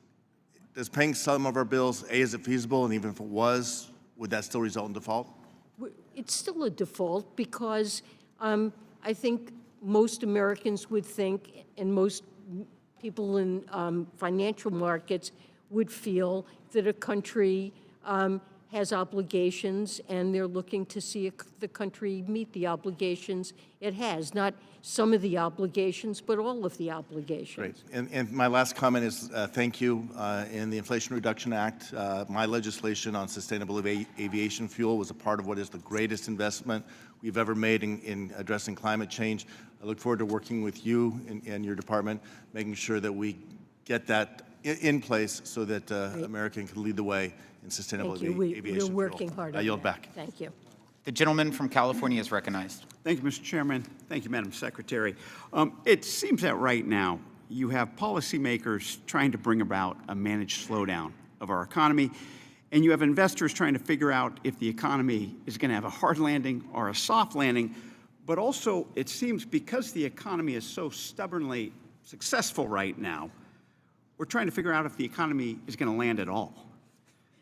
And so that's because the American economy right now is strong for a number of factors. And consumers and firms especially in major economies, they're in good financial health.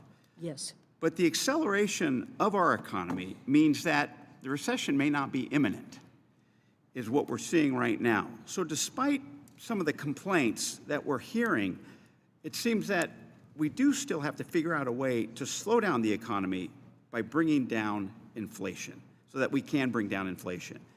And we have to figure out, does that mean, do we raise interest rates to get inflation to that 2% target?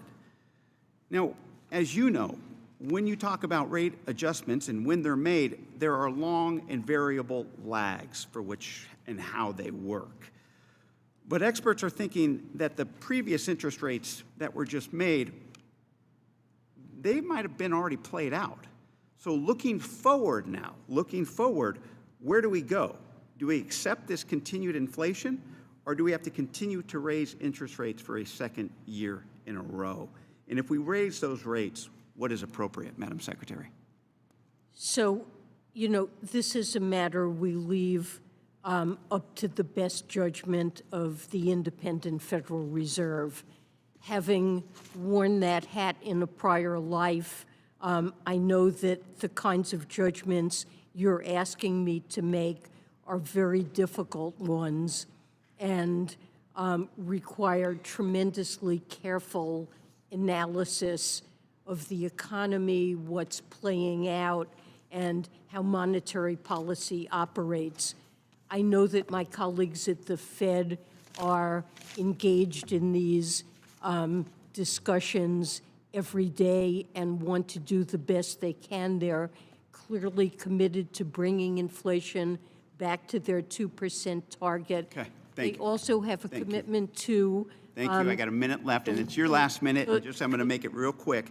What should our long-term goals be, Madam Secretary, when it comes to our debt? That we have a sustainable fiscal trajectory. And to me, the single best metric is real net interest burden of the debt. And that's something we've focused on carefully in this budget. Historically, it's been at or a little bit above 1%. And if you look at the budget with the deficit reduction it contains, we keep the real net interest burden as a share of GDP right around 1%. So to me, that is a sustainable budget path, and it's one I use to evaluate fiscal sustainability. Thank you, Madam Secretary. Mr. Chairman, I yield back. Thank you. Thank you. Madam Secretary, thank you for your testimony. Sorry we went 12 minutes over, but we appreciate that you stayed for all of it. Please be advised that members have 2 weeks to submit written questions to be answered later in writing. Those questions and your answers will be made part of the formal hearing record. With that, the committee stands adjourned.